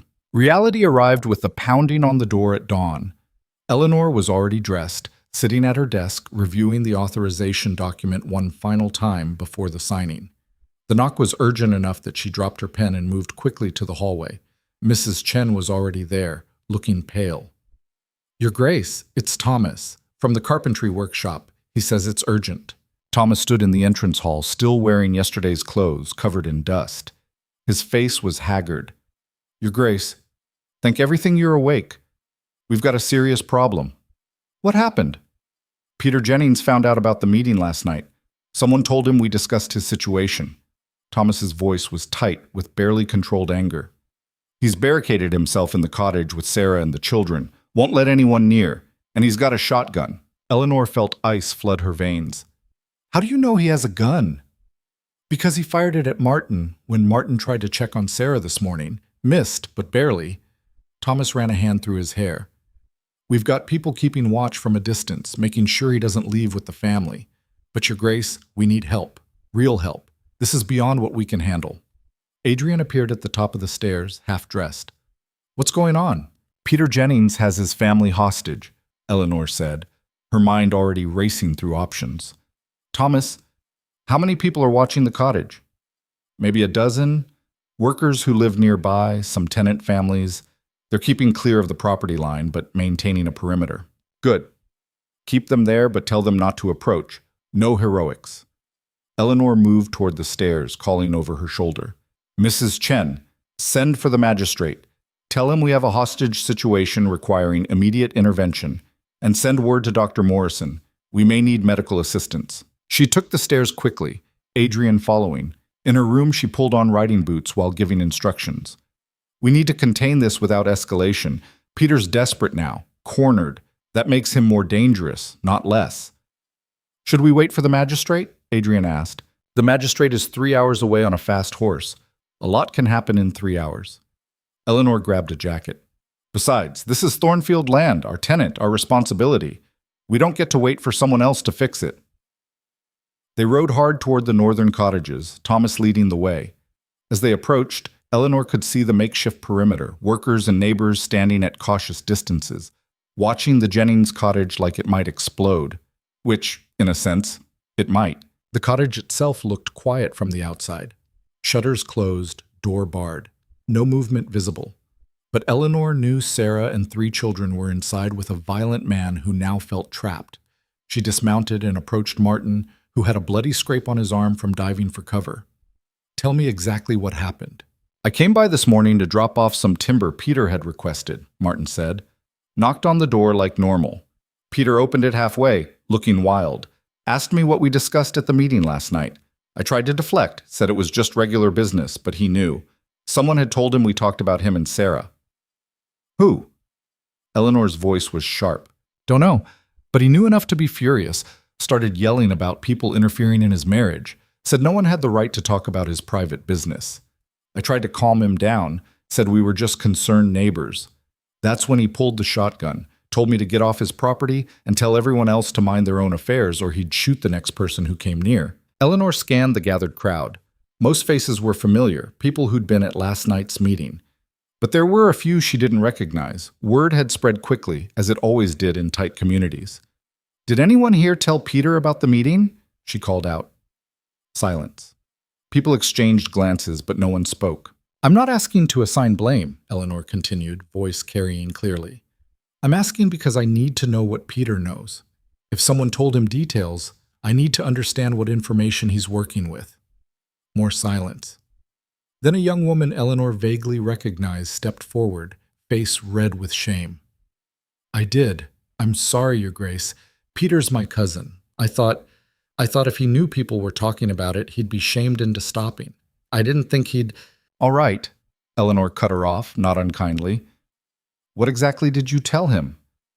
Just that the meeting discussed his treatment of Sarah, that people were concerned, that we were going to help her. The woman's voice cracked. I didn't mention the plan about moving him away, just that we knew about the beatings and weren't going to ignore it anymore. So Peter knew he was being watched, knew intervention was coming, but didn't know the specific plan. That was something at least. Everyone who's not essential, go home, Eleanor ordered. You're making this feel like a siege, which will only make Peter more defensive. Thomas, Martin, and... She scanned the crowd. Mrs. Carter, you stay. Everyone else, leave. Now. The crowd dispersed reluctantly. Eleanor waited until they were gone, then approached the cottage carefully, stopping well short of shotgun range. Peter, it's Eleanor Vance. I need to talk to you. No response. I know you're angry. I know you feel like we've invaded your privacy, but I need to know Sarah and the children are safe. Can you at least tell me that? A long pause. Then Peter's voice, muffled by the closed shutters. They're fine, and they'll stay that way as long as everyone leaves us alone. I can't do that, Peter. Not when there's a gun involved and children in the house. Then we have a problem. His voice was rising, edges of panic creeping in. Because I'm not opening this door. I'm not letting anyone take my family. And I'm not going to be treated like some kind of criminal on my own property. Adrian moved closer to Eleanor, speaking quietly. We need to de-escalate. Get him talking. Build rapport. I know that, Eleanor murmured back. But talking only works if he wants to listen. She raised her voice again. Peter, I understand you're upset about last night's meeting. You have a right to be angry that people discussed your private matters. But you have to understand, when neighbors see someone being hurt, they can't just ignore it. Sarah's not hurt. She's clumsy. She falls. She bruises easy. Everyone's making something out of nothing. Mrs. Carter made a disgusted sound. Eleanor shot her a warning look. Not helpful right now. Whether that's true or not, we can discuss later, Eleanor called out. Right now I just need to know everyone's safe. Let me see Sarah and the children. Just a visual confirmation that they're all right. So you can grab them and run? I'm not stupid. This was going nowhere. Peter was too worked up, too defensive. Eleanor needed a different approach. She turned to Thomas, keeping her voice low. Is there a back way into that cottage? A window or door Peter might have overlooked in his barricading? There's a root cellar entrance around back, opens into the kitchen, but he'd hear anyone coming up through it. Not if he's distracted. Eleanor's mind was working quickly now, assembling a plan that was probably reckless, but better than standing here while the situation deteriorated. I'm going to keep him talking at the front. You circle around, check if the cellar door is accessible. If it is, get inside quietly and assess the situation. Don't engage unless Sarah or the children are in immediate danger. Your Grace, that's incredibly risky. Everything about this situation is risky, Eleanor interrupted. But we can't just wait and hope Peter calms down. He's spiraling. We need information about what's actually happening inside that cottage. Adrian grabbed her arm. If Thomas goes in and Peter hears him, people could die. If we do nothing and Peter's panic keeps building, people could die anyway, Eleanor shot back. At least this way we're acting instead of reacting. She turned to Mrs. Carter. I need you to be ready. If this goes wrong, if Peter starts shooting, you run for the magistrate's office. Don't wait for me to tell you. Just go. Mrs. Carter nodded grimly. Eleanor took a breath, steadying herself, then moved slightly closer to the cottage. Peter, I want to propose something, a negotiation. You let me see Sarah and the children, confirm they're safe, and I'll pull everyone back. Give you space and time to think. I don't need time to think. I need everyone to leave my family alone. I understand. But right now, you've got a dozen people watching your cottage. The magistrate is being summoned, and this situation is only going to get more complicated. If you let me verify everyone's safety, I can at least slow that down, buy you some breathing room. Behind the cottage, she saw Thomas's shadow move carefully toward the back. Her heart hammered, but she kept her face calm, her voice steady. What guarantee do I have? Peter called out. His voice sounded slightly more to the left now. Good. He was moving away from the kitchen. My word, Eleanor replied. I know that might not mean much to you right now, but it's all I can offer. Let me see your family is safe, and I'll pull back the crowd. delay the magistrate's intervention, give you time to think through your options. Another long pause. Eleanor could hear her own pulse in her ears. Thomas should be at the cellar door by now. If it was locked, this whole plan fell apart. How do I know you won't try to grab them? Peter asked. Because I'll stay 20 feet from the door. Sarah can stand in the doorway, children beside her. I'll see they're unharmed. You'll see I'm keeping my distance. 5 seconds. That's all I need. She was buying time now, letting Thomas get into position. Every second Peter spent focused on her was a second he wasn't paying attention to his back entrance. Fine, Peter said finally. 20 feet. No tricks. Eleanor positioned herself exactly 20 feet from the front door, measuring the distance carefully. Adrian stayed beside her, tense as a drawn bow. Mrs. Carter watched from the perimeter, ready to run. The door opened a crack. Eleanor could see Peter's shape in the darkness inside, the shotgun visible in his hands. Then Sarah appeared, pushed forward into the doorway. The children clustered behind her, 2 girls maybe 8 and 6, a boy who couldn't be more than 4. Sarah's face was a mask of terror barely held together, fresh bruising on her jaw. Her eyes met Eleanor's for just a moment, and in that moment Eleanor saw absolute desperation. They're safe, Peter said. You see? Everyone's fine, now leave. A crash from inside the cottage. Thomas must have knocked something over. Peter whirled, the shotgun swinging away from the door toward the interior. Sarah, run! Eleanor shouted. Sarah grabbed the 2 nearest children and dove out the door. The little boy, farther back, froze in fear. Peter realized what was happening, started to turn back. Adrian was already moving. He sprinted forward, faster than Eleanor had ever seen him move, and scooped up the boy just as Peter's attention snapped back to the doorway. The shotgun came up. Get down! Thomas's voice from inside the cottage. Peter spun, confused, the gun tracking between targets. Adrian hit the ground hard, sheltering the boy with his body. Eleanor grabbed Sarah and the 2 girls, dragging them back toward the perimeter. Everything was chaos, movement, shouting. The shotgun fired. The blast was deafening. Eleanor's ears rang. She looked back frantically. Adrian was on the ground, the boy beneath him, both unmoving. Peter stood in the doorway, the shotgun smoking in his hands, his face a mixture of rage and horror at what he'd just done. Then Thomas appeared behind Peter, tackling him from inside the cottage. They went down hard, struggling for the gun. Another shot fired into the air, more shouting, people running forward now that the immediate danger had shifted. Eleanor pushed Sarah and the girls toward Mrs. Carter. Get them away from here, then ran toward the tangle of bodies near the cottage door. Thomas had gotten the gun away from Peter, but Peter was fighting like a cornered animal, all desperate strength and no technique. Martin and 2 other men reached them, helping to pin Peter down. The fight went out of him suddenly, like a puppet with cut strings. He collapsed into sobs, incoherent, broken. Eleanor ignored him, running to where Adrian lay. Are you hit? Adrian, are you hit? He rolled over carefully, the little boy clutched against his chest. Both of them looked stunned but intact. The boy was crying, but moving. No blood visible. We're all right, Adrian gasped. The shot went wide. We're all right. Eleanor felt her knees go weak. She sat down hard in the dirt, breathing fast, the adrenaline finally catching up to her. Around them, people were securing Peter, checking on Thomas, making sure no one was seriously injured. It was over, but the consequences were just beginning. The magistrate arrived 2 hours later, by which time Peter had been bound and placed under guard in a storage building. Sarah and the children were in the main house being checked by Dr. Morrison. Thomas had a split lip and bruised ribs from the fight. Adrian had scraped his arms and face diving for the child but was otherwise fine, and Eleanor was sitting in her office, trying to stop her hands from shaking. She'd come so close to getting people killed. If Adrian hadn't been fast enough, if Thomas had been spotted earlier, if Peter's aim had been better, the margins had been terrifyingly thin. A knock on the door, the magistrate, a stern man named Whitmore, entered without waiting for permission. Duchess, I need to understand what happened here. Eleanor explained the situation, Peter's violence, the meeting, the escalation. Whitmore listened with an increasingly grave expression.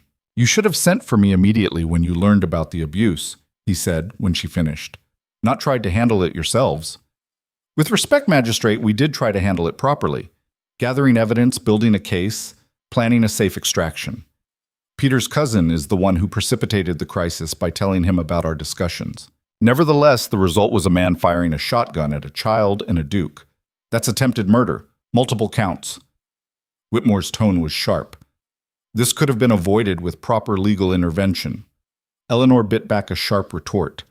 Whitmore hadn't seen the bruises on Sarah's body, didn't know how many times proper legal intervention had failed to protect women from violent husbands. But arguing with him wouldn't help Sarah. "What happens to Peter now?" she asked instead. "He'll be tried for assault with a deadly weapon at minimum. Given that he shot at nobility, the charges will be severe. He'll hang, most likely." "And Sarah?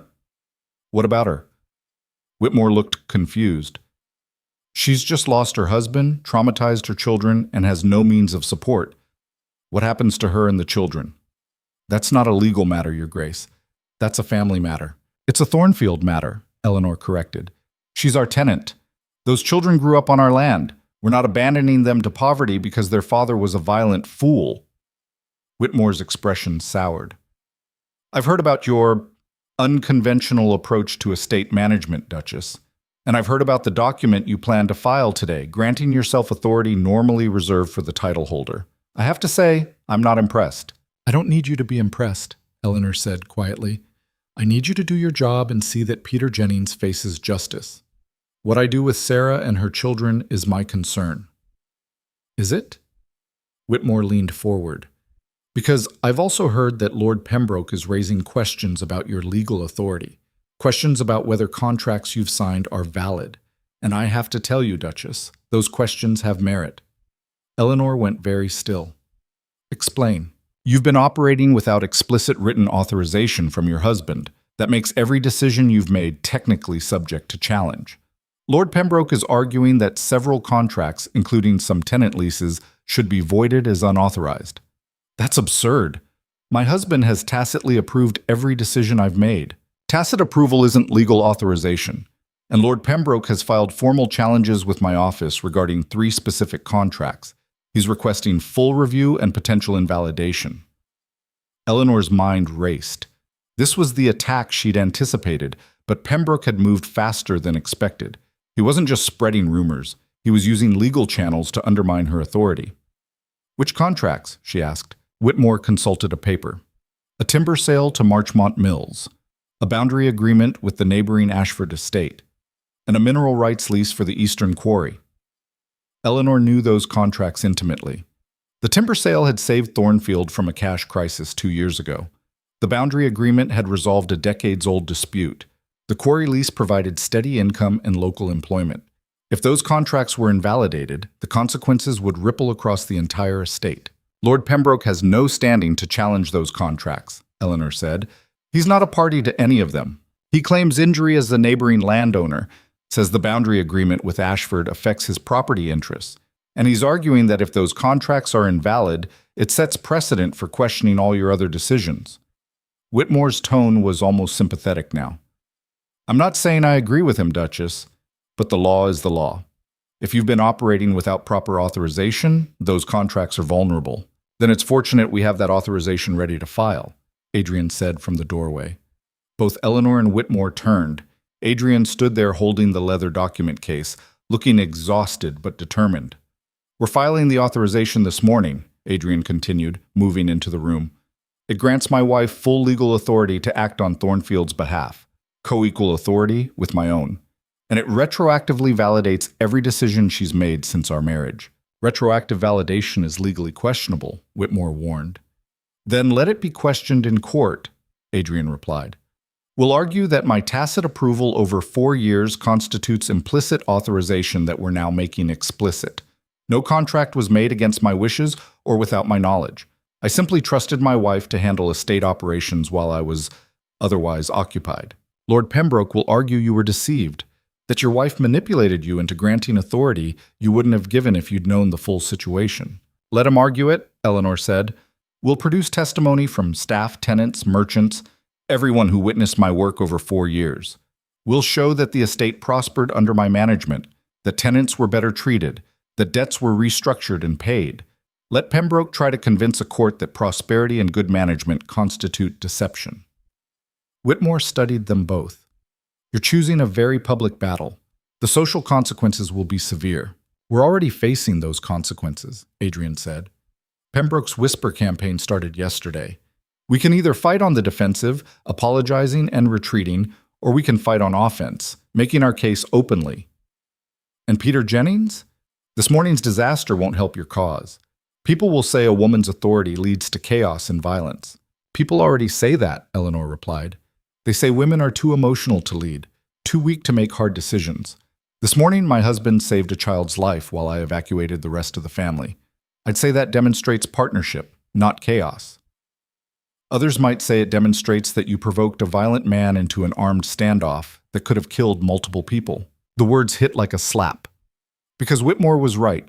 That was exactly how this would be framed by Eleanor's critics. The fact that Peter's violence predated her intervention wouldn't matter. The optics were terrible. Nevertheless, Eleanor said quietly, we're filing the authorization. Today. And we're prepared to defend it against any legal challenge. Whitmore stood. Then I'll process the filing, but I'm warning you both. This fight will get ugly. Lord Pembroke has resources and connections, and public opinion is not on your side. After he left, Eleanor and Adrian sat in heavy silence. He's right, Eleanor said finally.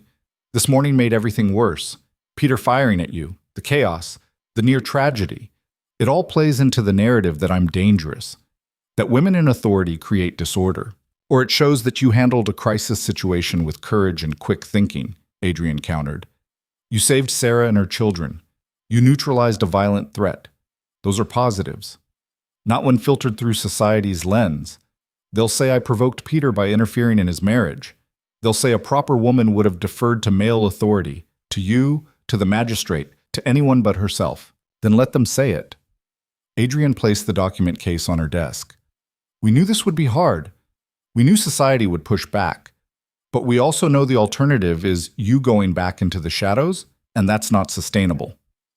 Eleanor opened the case, looking at the carefully drafted authorization. Page after page of legal language, all boiling down to one simple fact. She would have power. Real, acknowledged, legal power. And it would cost them everything. My father's associates will cut us off socially, Adrian said, as if reading her thoughts.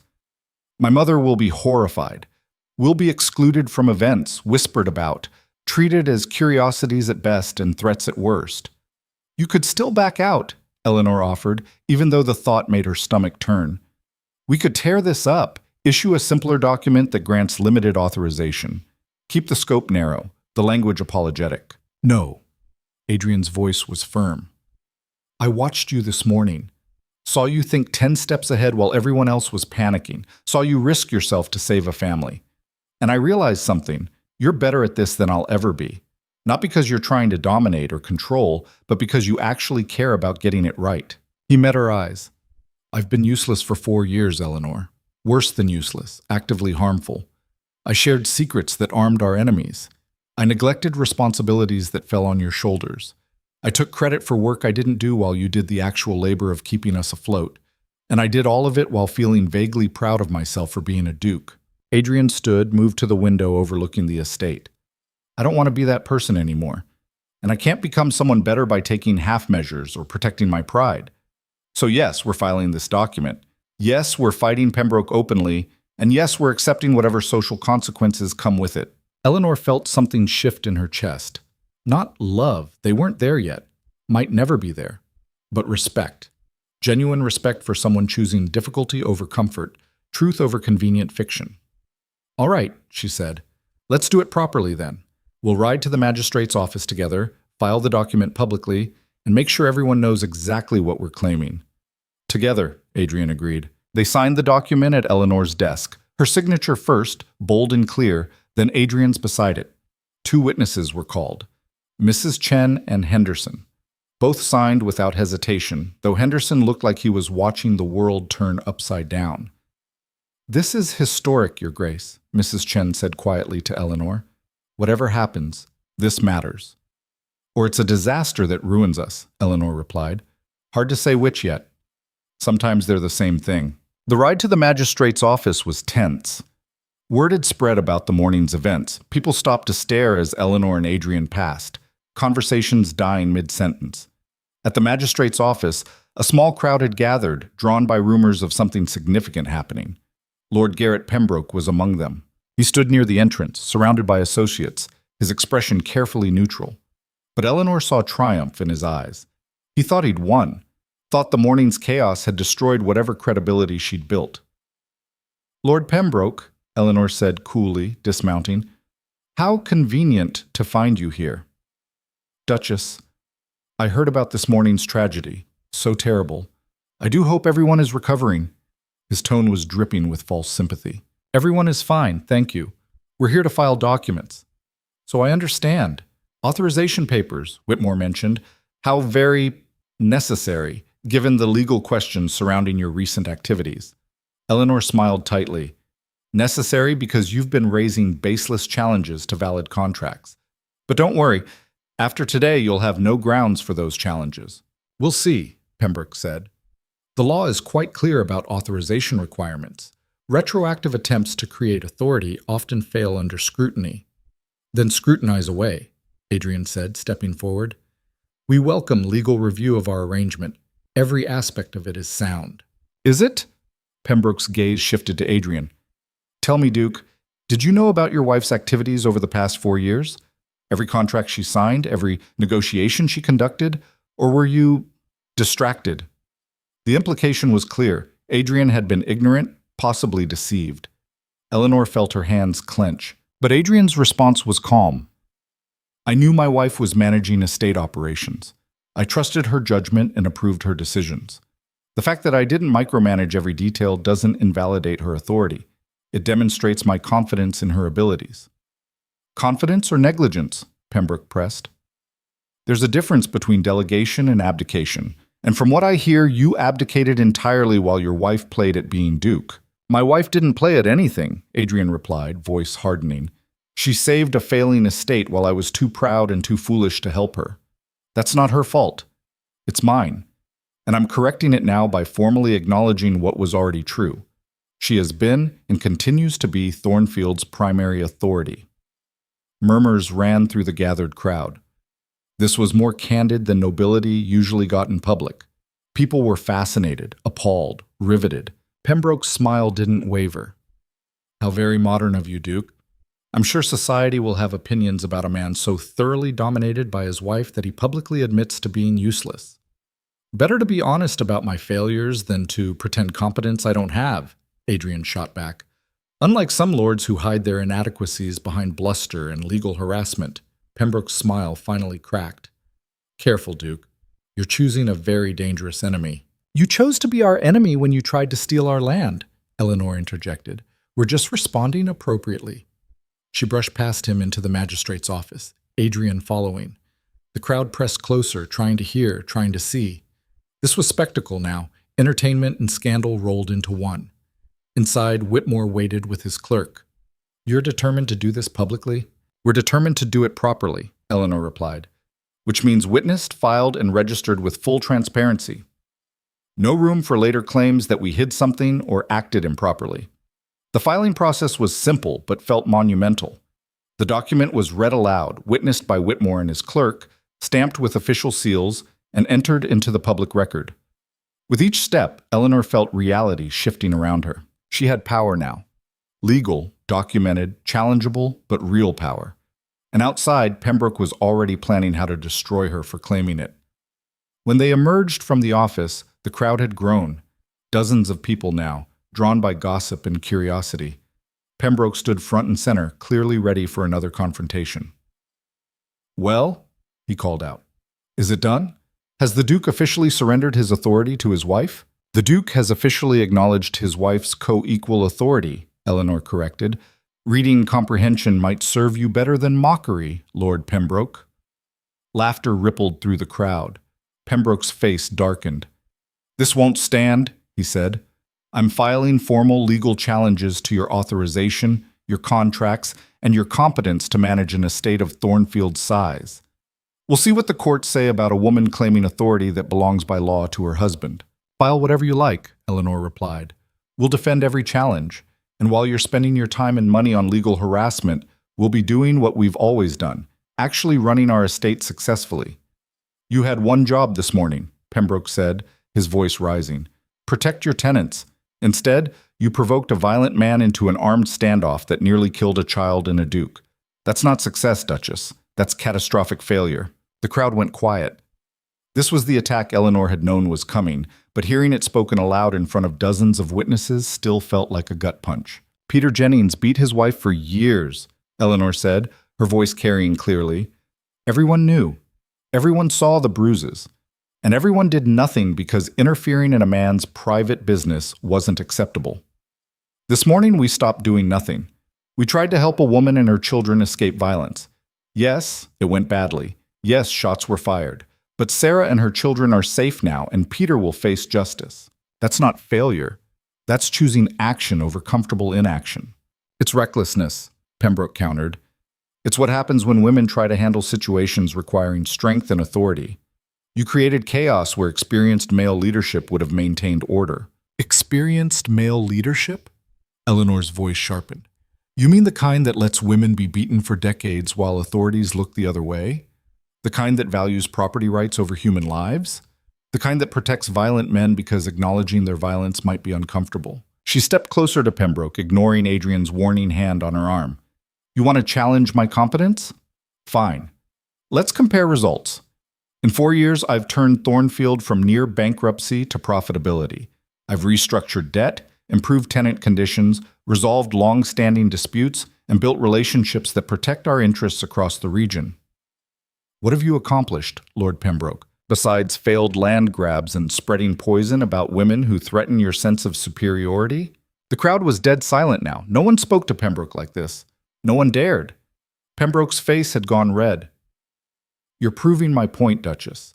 You're emotional, aggressive, unable to maintain proper decorum. This is exactly why women shouldn't hold authority. They can't control themselves enough to wield it responsibly. I'm perfectly controlled, Eleanor replied, her voice like ice despite the fury burning in her chest. I'm simply done pretending that your attacks deserve polite responses. You tried to steal our land. You failed. You tried to undermine my contracts.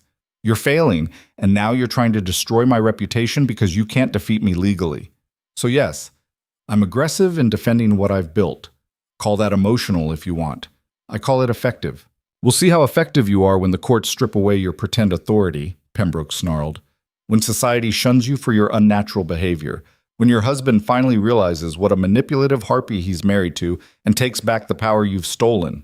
I haven't stolen anything, Eleanor said quietly. I've earned everything I have, every acre of respect, every ounce of authority. And you can't stand it because you've never earned anything in your life. You just inherited it and assumed that made you superior. Adrian stepped forward, placing himself physically between Eleanor and Pembroke. This conversation is over. You've made your intentions clear, Lord Pembroke. We'll see you in court. Yes, you will, Pembroke agreed. And when this is over, Duchess, you'll be back where you belong, silent, invisible, powerless, the way nature intended. He turned and walked away, his associates following. The crowd began to disperse, buzzing with gossip and speculation. Tomorrow, this confrontation would be the talk of every estate within 100 miles. Eleanor felt Adrian's hand on her shoulder. Are you all right? No, she admitted. That was worse than I expected. More public, more vicious. You held your own. I lost my temper. That's exactly what he wanted. Proof that I'm too emotional to have authority. You stood up for yourself, Adrian corrected. There's a difference. They rode back to Thornfield in silence, the weight of what they'd just done settling over them. The authorization was filed. The gauntlet was thrown. And Pembroke's counterattack was already beginning. At the estate, chaos awaited them. Sarah Jennings was having a breakdown in the guest room, overwhelmed by trauma and uncertainty about her future. The children were terrified, not understanding why their father had tried to hurt them. Workers were agitated, worried about the morning's violence and what it meant for estate safety.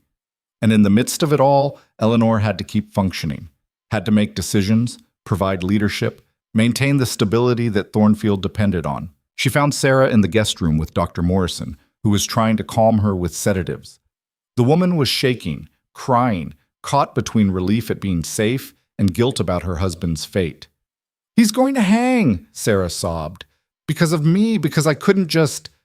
He's going to hang because he beat you for years and then fired a weapon at a child, Eleanor interrupted firmly. None of this is your fault, Sarah. None of it. But the children, they'll grow up knowing their father was executed. They'll grow up knowing their father was violent and their mother was brave enough to escape, Eleanor said. That's the story that matters. She knelt beside Sarah's chair. I know this is overwhelming. I know it feels like everything's falling apart. But you're safe now. Your children are safe, and we're going to make sure you stay that way. How? Sarah's voice was small, broken. I have no money, no family nearby, no way to support 3 children. You have Thornfield, Eleanor said. We'll rework your lease so you can stay in a cottage without Peter. We'll find you work that accommodates caring for your children, and we'll make sure you have resources to build a new life. You're not alone in this. Dr. Morrison caught Eleanor's eye, gave a small nod of approval. Sarah's crying slowed, stabilized into exhausted silence. Eleanor stayed with her for another hour, making practical plans, offering concrete solutions to immediate problems. It was easier than thinking about Pembroke's threats, about the legal battles ahead, about the social destruction that was probably already beginning. When she finally made it back to her own office, night had fallen. The authorization document sat on her desk, officially stamped and registered. Beside it, a stack of messages that had arrived during the day, some supportive, most not. Lady Hartwell, Adrian's mother, demanding to know what madness had possessed her son. The county guild withdrawing an invitation for Eleanor to speak at their annual gathering.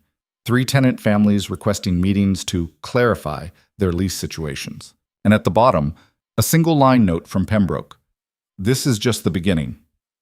Eleanor stared at the note, feeling exhaustion press down on her like a physical weight. She'd won the first battle. The authorization was filed and legal. But the war was just starting, and she was already tired. A knock on the door. Adrian entered without waiting, carrying 2 glasses of whiskey. He handed her one without a word. I'm not supposed to drink this, Eleanor said absently. Not ladylike. Nothing about today was ladylike, Adrian replied. Drink. She drank. The whiskey burned, sharp and clarifying. We're in trouble, aren't we? She said. Yes. Pembroke's going to come at us from every angle. Legal challenges, social pressure, economic warfare. Probably. And we might lose everything. The estate, our reputation, our ability to protect the people who depend on us. Adrian sat down across from her. We might, but we also might win. We might set a precedent that helps other women claim authority in their own lives. We might force society to acknowledge that competence matters more than gender. We might actually change something. Or we might just destroy ourselves for nothing, Eleanor said bitterly. Maybe. Adrian sipped his own whiskey. But I'd rather destroy myself fighting for something real than preserve myself by living a comfortable lie. And I think you feel the same way. He was right. Eleanor knew he was right, but that didn't make the weight any lighter. What's our next move? She asked. We prepare for battle, Adrian said. We secure our allies, document our successes, build our case. And we make sure that when Pembroke attacks, we're ready to defend ourselves. He has resources we don't have, connections, wealth, social standing that makes ours look provincial. He also has weaknesses we can exploit. His attack on the Northern Valley was based on fraud. His whisper campaign relies on people not knowing the truth about Thornfield's operations.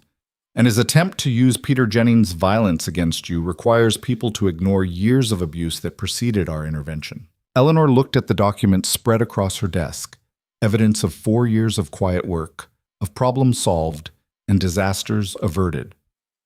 We'll need to make all of this public. Every decision I made, every success, every way I protected Thornfield while others thought Adrian was managing things. That means exposing my failures, Adrian said quietly, making it very clear how useless I was. Yes, I'm all right with that, he said. If my humiliation helps prove your competence, it's a price worth paying. Eleanor studied him in the lamplight, this man she'd married without love and learned to respect through crisis. When did you grow a spine? He laughed, surprising them both. This morning, I think, when I grabbed that child and heard the shotgun fire. I realized that if I was going to die, I'd rather die doing something useful than waste away in comfortable mediocrity. That's a depressing epiphany, but an effective one. They sat in silence for a while, drinking whiskey and contemplating the battles ahead. Outside, Thornfield settled into night. Familiar, fragile, worth fighting for. "We should sleep," Eleanor said finally. "Tomorrow we start building our defense." "Tomorrow," Adrian agreed. But neither of them moved. Because tomorrow meant facing consequences. And tonight meant sitting in the last quiet moment before the storm truly hit. The office door stood open, as it had since yesterday morning. The truth was out, the authorization was filed, and there was no going back. Eleanor Vance had claimed power openly, and the world was about to make her pay for it. The world made Eleanor pay for exactly 3 weeks before it started paying her back. The first week was brutal. Invitations withdrawn, cold shoulders at the market, whispered conversations that stopped when she entered rooms. Adrian's mother arrived unannounced, spent 2 hours berating her son for becoming a laughingstock, and left without speaking to Eleanor at all. 2 merchant contracts were suddenly under review. A tenant family that had seemed solid for years gave notice, claiming they'd found better opportunities elsewhere, though everyone knew Pembroke had offered them money to leave. Eleanor worked through it all with mechanical efficiency, responding to each crisis as it arose while building their legal defense. She documented every success, gathered testimony from satisfied tenants, compiled financial records showing Thornfield's transformation from near bankruptcy to stability. The work was tedious, exhausting, and felt utterly futile when stacked against the weight of social disapproval crushing down on them. The second week brought the formal legal challenges. Pembroke filed suit questioning 3 major contracts. His legal team was expensive and thorough, picking apart every technical detail, exploiting every possible ambiguity in the authorization language.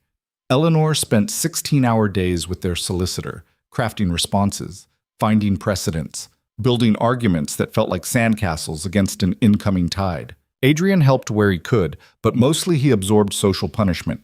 His club membership was suspended pending review. Former friends crossed the street to avoid him. At a county meeting, Lord Hartwell publicly called him a disgrace to his father's memory, and walked out.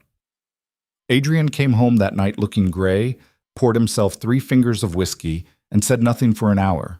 Eleanor found him later in his father's old study, staring at a portrait of the previous Duke, a stern man who'd apparently been everything Adrian wasn't. "He would have hated this," Adrian said quietly. "Hated you, hated me for supporting you, hated everything we're doing." "I know," Eleanor replied. "He used to tell me that a duke's authority was sacred, that the title carried responsibility you couldn't share or delegate, that real men controlled their households and their estates without question." Adrian's voice was flat. "He'd think I was pathetic." "Your father gambled away most of the family fortune," Eleanor pointed out. "His sacred authority nearly destroyed Thornfield.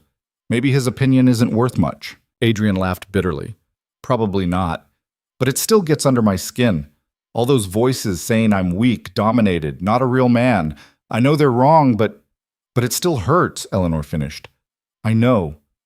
Every woman who whispers about me being unnatural, every merchant who questions whether I'm competent to negotiate, every social cut. I know they're wrong too, but it wears you down." They sat in silence for a while, 2 people who'd never expected to be allies, now bound together by mutual ostracism. "We could still back down," Adrian said. "Withdraw some of the authorization, make apologetic noises, try to rehabilitate our reputations." "Could we, though?" Eleanor asked. "Really? Or would that just confirm everything they're saying, that I overstepped, that you were manipulated, that women can't handle real authority? We'd lose the fight and validate their worst assumptions." "Probably." Adrian finished his whiskey. "So we keep going. We keep going." The third week brought the turning point, though Eleanor didn't recognize it at first. It started with the Ashford boundary dispute, one of the contracts Pembroke was challenging. Lord Ashford, a neighbor who'd stayed carefully neutral through the conflict, requested a meeting. Eleanor expected him to withdraw from the agreement, adding another loss to their mounting pile. Instead, he arrived with his own solicitor and a stack of documents. "Duchess," Ashford said without preamble, "Lord Pembroke's challenge to our boundary agreement is based on a claim that you lacked authority to negotiate on Thornfield's behalf. Is that correct?" "That's his argument, yes," Eleanor confirmed carefully. and his legal team has requested that I provide testimony about the negotiation process, specifically whether I understood you to be acting with your husband's full authorization. Eleanor's stomach sank. Ashford had negotiated directly with her, barely involving Adrian at all. If he testified honestly about that, it would support Pembroke's challenge. I'll be honest with you, Ashford continued. When we negotiated that boundary agreement 2 years ago, I knew you were the real authority at Thornfield. Everyone in the region knew. Your husband was rarely present, and when he was, he deferred to your knowledge. Lord Ashford, let me finish. Ashford leaned forward. Pembroke thinks that helps his case, that it proves you were operating without proper authorization. But here's what he's missing. I preferred negotiating with you. You knew the land better than your husband. You understood the water rights issues, the historical surveys, the practical implications. Working with you was efficient and professional.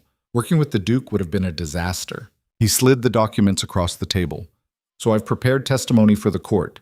Yes, I negotiated primarily with you. Yes, I knew you were the real decision maker. And yes, I considered that entirely proper because you were clearly acting with your husband's knowledge and approval. The contract is valid, the negotiation was sound, and Pembroke's challenge is garbage. Eleanor stared at him. Why are you doing this? Supporting us will cost you socially.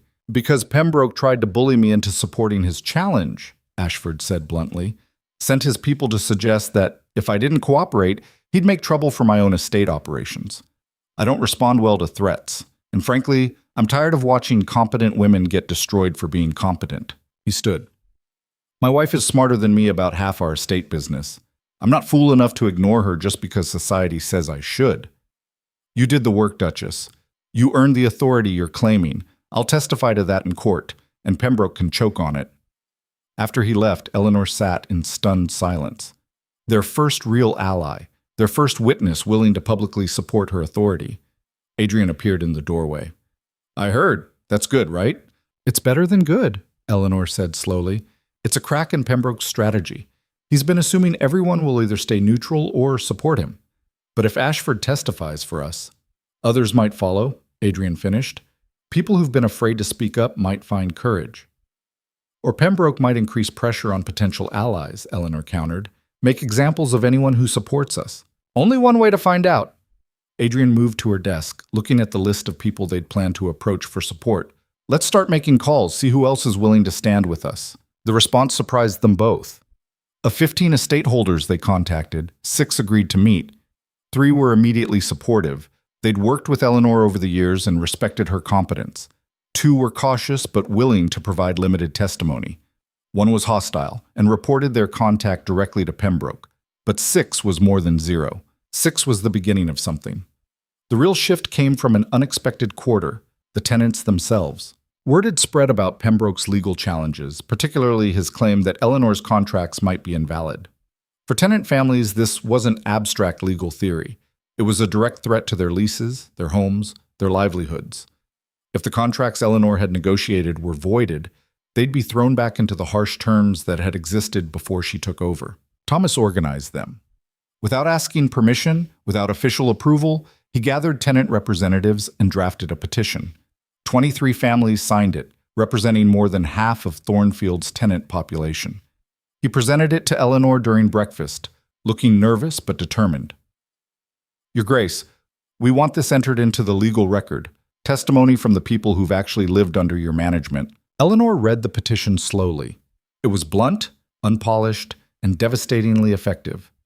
Family after family describing specific improvements Eleanor had made. Fairer lease terms, better maintenance, actual response to problems instead of bureaucratic delay. Several mentioned the contrast with how things had been run before her involvement. One family explicitly stated they'd leave Thornfield if Eleanor's authority was removed. This is, Eleanor's voice caught. This is remarkable. It's the truth, Thomas said simply. You've worked for us, Your Grace. Now we're working for you. Pembroke will try to dismiss this as coerced, Eleanor warned. He'll claim I pressured tenants into supporting me. Let him try. We'll testify in person if needed. Tell the court exactly what Thornfield was like before you took over and what it's like now. Thomas's expression was fierce. We're not afraid of Pembroke. and we're not going to let him destroy the person who's actually been protecting us. After he left, Eleanor sat holding the petition, reading it over and over. She'd spent 4 years working invisibly, never expecting recognition, never asking for gratitude. Having it offered now, freely and publicly, felt almost painful in its intensity. Adrian found her still sitting there an hour later, tears on her face. "What's wrong?" "Nothing's wrong," Eleanor managed. I didn't think they'd do this. Didn't think they'd risk themselves to support me." Adrian read the petition, his own eyes going suspiciously bright. "You gave them something worth protecting. They're returning the favor. But if we lose, Pembroke could make trouble for every family that signed this. He could—" "They know that," Adrian interrupted. "They're doing it anyway. That's what makes it meaningful." The petition changed the legal landscape. Pembroke's argument relied heavily on the claim that Eleanor had operated without proper accountability, that her decisions had been arbitrary and potentially harmful. 23 tenant families testifying otherwise gutted that narrative. Their solicitor was almost giddy when he saw it. "This is exactly what we needed, concrete evidence that your management was not only authorized but beneficial. Pembroke can argue legal technicalities all he wants, but he can't argue with results this documented." The next court session was scheduled for the following week. Eleanor spent the intervening days preparing, reviewing her testimony, memorizing dates and figures and details. She'd be questioned under oath, her competence examined publicly, every decision dissected by Pembroke's legal team. The night before the hearing, she barely slept. Adrian found her at 3 a.m, still reviewing documents by lamplight. "You need to rest," he said. "I need to be perfect tomorrow. One mistake, one forgotten detail, and Pembroke's lawyers will tear me apart." "You won't be perfect," Adrian said. "No one is. But you'll be prepared, and you'll be honest, and that will have to be enough." "What if it isn't?" Adrian sat down across from her. "Then we lose, and it will be terrible, and we'll deal with it. But Eleanor, you've already won in the ways that matter. Those tenant families, Lord Ashford, the people who've seen your work and respect it, that's real. Whatever happens in court tomorrow can't erase that."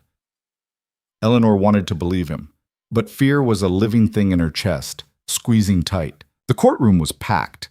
Apparently the case had become entertainment, the unnatural Duchess defending her stolen authority, the humiliated Duke supporting her, the powerful Lord trying to destroy them both. People filled every seat, lined the walls, pressed against windows to watch. Pembroke sat with his legal team, looking confident. His lead attorney, a sharp-faced man named Blackwell, had a reputation for destroying witnesses under cross-examination. Eleanor wore her most severe dress, hair pulled back ruthlessly, no jewelry except her wedding ring. She wanted to look like authority itself, cold, competent, unshakable. She felt like she might vomit. The judge, a middle-aged woman named Justice Thornberry, called the court to order. Eleanor was surprised. She'd expected a male judge, had prepared for additional prejudice to overcome.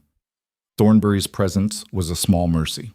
"We're here to address challenges to several contracts executed by Duchess Eleanor Vance on behalf of the Thornfield estate," Thornberry began. "Lord Pembroke's suit claims these contracts are invalid due to improper authorization. The defense argues that Duchess Vance operated with full authorization from her husband, the legal title holder. We'll hear arguments from both sides, examine evidence, and determine the validity of the disputed contracts." Blackwell stood for the opening argument. He was good. Eleanor had to admit that. He laid out a clear, logical case. Eleanor had operated without explicit written authorization for 4 years. She'd signed contracts, negotiated agreements, made financial decisions, all without formal legal backing. The fact that her husband had retroactively approved these actions didn't validate them, because authorization must precede action, not follow it. "The law is clear on this point," Blackwell argued. "A wife cannot bind her husband's estate without his explicit documented permission. Duchess Vance may have acted with good intentions. Her management may have been competent. But good intentions and competence do not create legal authority where none exists. These contracts are void, and they must be treated as such." He sat down looking satisfied. Their solicitor, a careful man named Edwards, stood for the defense. He was less flashy than Blackwell, but thorough. He argued that authorization didn't require specific written documents for every action. that Adrian's consistent approval of Eleanor's decisions over 4 years constituted ongoing authorization, that the retroactive formalization simply made explicit what had always been implicit. Duke Adrian trusted his wife to manage their estate, Edward said. He approved her decisions, benefited from her work, and never once questioned her authority to act on his behalf. That trust and approval constitute authorization in every meaningful sense. The formalization they've now completed simply documents what was always true. It was competent, it was logical. It felt completely inadequate against Blackwell's sharp clarity. Then the testimony began. Blackwell called his witnesses first, estate managers and legal experts who testified about proper authorization procedures, about the importance of explicit written permission, about the risks of informal arrangements. It was dry, technical, and devastatingly effective. When they broke for lunch, Eleanor felt like the case was slipping away. "We need something stronger," she said to Edwards during the recess. "All our arguments are defensive. We're trying to justify what I did instead of making the positive case for why it was right." "What positive case?" Edwards looked confused. "The law doesn't care whether your management was good. It cares whether it was properly authorized." "Then we make the law care," Eleanor said. "We show that rigid adherence to authorization rules would have destroyed Thornfield. We make the consequences of invalidating my work so clear that the court has to consider them." Edwards looked doubtful, but when court resumed, he shifted his approach. Instead of focusing on legal technicalities, he called witnesses to testify about Thornfield's condition before Eleanor's involvement and its condition now. The estate's banker testified about the debt restructuring Eleanor had negotiated, how she'd turned impossible payment schedules into manageable ones, how she'd saved Thornfield from foreclosure. Without Duchess Vance's intervention, he stated clearly, the estate would have collapsed financially by late 1821. Her management preserved not just the Duke's assets, but the livelihoods of everyone employed on Thornfield lands. A neighboring merchant testified about Eleanor's contract negotiations, how she'd secured better prices for Thornfield's timber while maintaining fair terms for buyers. "She was the most competent negotiator I worked with," he said. "Her knowledge of market conditions and her attention to detail exceeded most male estate managers I've dealt with." Then Thomas took the stand, representing the tenant families. Blackwell tried to dismiss him immediately. "Your Honor, this witness is a laborer with obvious bias toward his employer. His testimony is self-serving." "This witness," Thornberry replied coolly, "is a tenant whose lease is among the contracts being challenged. He has direct knowledge of the agreements in question. I'll hear his testimony." Thomas was nervous at first, but his voice steadied as he spoke about the changes Eleanor had made. Lower rents, better maintenance, fairer dispute resolution. He described the cottage roof collapses that had been ignored before Eleanor took over, the repairs that had been completed within weeks once she started managing things directly. "Before the Duchess, we were just numbers in a ledger," Thomas said. "Complaints went nowhere, problems piled up. People left because conditions were so bad. After she took over, things got better. Not perfect. Your grace isn't magic, but better. Fair. Like someone actually cared whether we lived or died." Blackwell stood for cross-examination. "Mr. Thomas, isn't it true that you're testifying out of self-interest? That you want these contracts upheld because they benefit you personally?" "Of course I want them upheld," Thomas replied. "They're good contracts. Fair terms, clear language, actual protections. Why would I want to go back to the way things were?" "So you admit your testimony is biased?" "I admit I'm telling the truth about what happened. If that's bias, I'll own it." Blackwell tried another angle. "Did you know, when you negotiated your lease with Duchess Vance, that she might not have proper legal authorization?" "I knew she was the person running things," Thomas said. "Knew she understood the estate better than anyone. Didn't much care about legal technicalities. I cared about getting a fair deal, and she gave me one." "So you weren't concerned with proper legal procedure?" "I was concerned with feeding my family," Thomas shot back. "Legal procedure is something rich people worry about. I worried about whether my lease terms would let me survive the winter." Several people in this gallery laughed. Thornberry didn't quite smile, but something shifted in her expression. The testimony continued through the afternoon. More tenants, more merchants, more professionals who'd worked with Eleanor, each one adding to a picture of competent, careful, effective management. Then Adrian took the stand. Blackwell approached him with barely concealed contempt. Duke Adrian, when your wife began managing your estate, did you give her explicit written authorization to do so? No, Adrian admitted. Did you review the contracts she signed on your behalf? Not most of them, no. Did you participate in negotiations with tenants, merchants, or neighboring estates? Rarely. Blackwell looked at the judge. So by your own admission, your wife operated independently, without your oversight or explicit approval, for 4 years. She operated with my complete trust and implicit approval, Adrian corrected. There's a difference. Is there? Because it seems to me you simply abdicated your responsibilities and let your wife do whatever she wanted. I let my competent wife manage things she was better equipped to handle than I was, Adrian said. That's not abdication, that's intelligence. Or weakness, Blackwell suggested. Call it whatever makes you feel superior, Adrian replied, his voice hardening. I call it recognizing reality. My wife saved our estate while I was too proud and too foolish to help. Now I'm supporting her authority publicly because it's the right thing to do and because she's earned it. If that makes me weak in your eyes, I don't particularly care. Murmurs ran through the courtroom. This wasn't how dukes usually spoke, admitting failure, praising their wives, dismissing social judgment. Blackwell tried to recover. Your recent authorization document, wasn't that a desperate attempt to retroactively cover your wife's unauthorized actions? It was an attempt to formalize what should have been formal from the beginning, Adrian said, to protect her authority from exactly this kind of bad faith legal harassment. Bad faith, Blackwell's voice rose. My client has legitimate concerns about contracts that may have been improperly executed. Your client, Adrian interrupted, is trying to steal our land and failing, so now he's trying to destroy my wife's reputation instead. Let's not pretend this is about legal principle. This is about a powerful man punishing a woman for being better than him. Your Honor! Blackwell looked scandalized, but Thornberry was watching Adrian with interest. Continue, Duke Adrian. Lord Pembroke tried to seize the Northern Valley based on fraudulent documents and stolen intelligence, Adrian said, speaking directly to the judge now.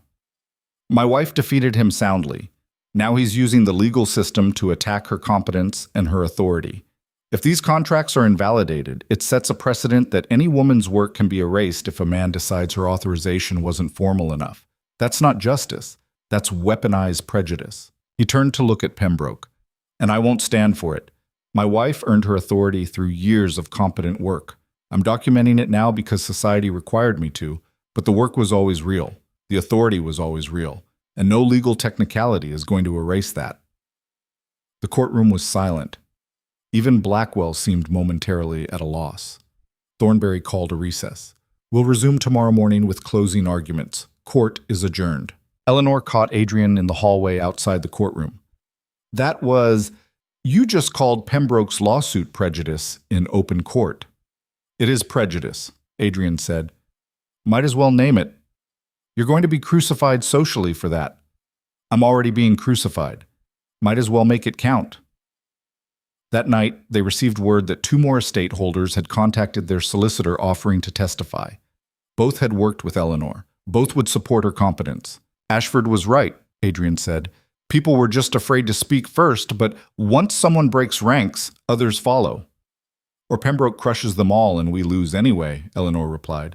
Ever the optimist, ever the realist. The next morning brought closing arguments. Blackwell reiterated his legal case. Authorization must precede action. Informal approval doesn't satisfy legal requirements. The contracts must be voided. He was eloquent, logical, and completely ignored the human consequences of what he was arguing. Edwards presented the defense's closing argument. He focused on Thornfield's transformation, on the documented success of Eleanor's management, on the tenant families who would be harmed if the contracts were invalidated. He argued that rigid adherence to authorization formalities, when the authority had clearly existed in practice, would create injustice, not prevent it. Then Eleanor herself was allowed to make a statement. She stood before Justice Thornberry, aware of every eye in the courtroom on her. This was it. Her chance to speak for herself, to explain in her own words why her authority was real and should be recognized. Your Honor, I won't pretend I followed perfect legal procedure, Eleanor began. I didn't have written authorization for every contract I signed. I didn't involve my husband in every decision. I operated with more independence than society typically allows women. She paused, gathering her thoughts. But I did that work because it needed to be done and no one else was doing it. Thornfield was failing, tenants were suffering, debts were mounting, and my husband was not equipped to handle it. Through no fault of his own, he simply hadn't been trained in estate management the way I educated myself to be. Eleanor looked around the courtroom. So I made a choice. I could watch everything collapse while waiting for proper authorization that might never come. Or I could act, carefully, competently, with my husband's knowledge and trust, to save what I could. I chose action. And yes, I claimed authority that wasn't formally mine, because the alternative was letting people suffer while I worried about following procedures designed to exclude women like me from having any authority at all. She turned back to Thornberry. If you invalidate these contracts, you're not just erasing my work. You're telling every woman in a similar position that competence doesn't matter, that results don't matter, that only formal authorization, which women are systematically denied, creates legitimate authority. You're saying that it's better to follow procedures and fail than to bend rules and succeed. Eleanor's voice strengthened. I'm asking you not to do that. I'm asking you to recognize that authority comes from competent work, from trust earned over time, from results that speak for themselves. My husband has now formalized my authority because society required it. But that authority was real long before we put it on paper. And these contracts, negotiated in good faith, executed competently, beneficial to all parties, are valid regardless of whether I checked every bureaucratic box while creating them. She sat down, heart pounding. She'd said what she needed to say. Now it was up to Thornberry. The judge reviewed her notes for what felt like an eternity. Finally, she spoke. This case raises important questions about authority, authorization, and the intersection of legal formality with practical reality. I've heard testimony about Duchess Vance's competence, about the benefits of her management, and about the contracts in dispute. I've also heard arguments about proper legal procedure and the requirements for valid authorization. Thornberry looked directly at Eleanor. The law is clear that a wife cannot bind her husband's estate without his permission. What's less clear is what constitutes permission in practice. Lord Pembroke's suit argues that explicit written authorization is required. The defense argues that Duke Adrian's ongoing trust and approval constituted authorization, now formalized in writing. She paused. I'm inclined to agree with the defense. Eleanor felt something release in her chest. The evidence shows that Duke Adrian was aware of his wife's management activities, approved of them, and benefited from them over a period of 4 years, Thornberry continued. His recent formalization of her authority documents what was already functionally true. While more explicit authorization earlier would have been preferable, the absence of formality does not invalidate work that was clearly conducted with the title holder's knowledge and consent. Blackwell started to stand, but Thornberry held up a hand. Furthermore, the testimony from tenants, merchants, and other estate holders demonstrates that Duchess Vance's work was not only authorized but competent and beneficial. To void these contracts would harm innocent parties who negotiated in good faith with someone who clearly had practical authority to represent Thornfield's interests. The law should not create injustice by privileging formality over substance. Thornberry looked at Pembroke. Lord Pembroke's challenges to the disputed contracts are denied. The contracts stand as valid and enforceable. Duke Adrian's formal authorization of his wife's authority is recognized as documenting pre-existing practical authority rather than creating new authority. The suit is dismissed. The courtroom erupted, people talking, gasping, some shouting. Pembroke's face had gone dark red. Blackwell was already gathering papers, preparing appeals. But Eleanor barely heard the chaos. She'd won. The contracts were valid. Her authority was recognized.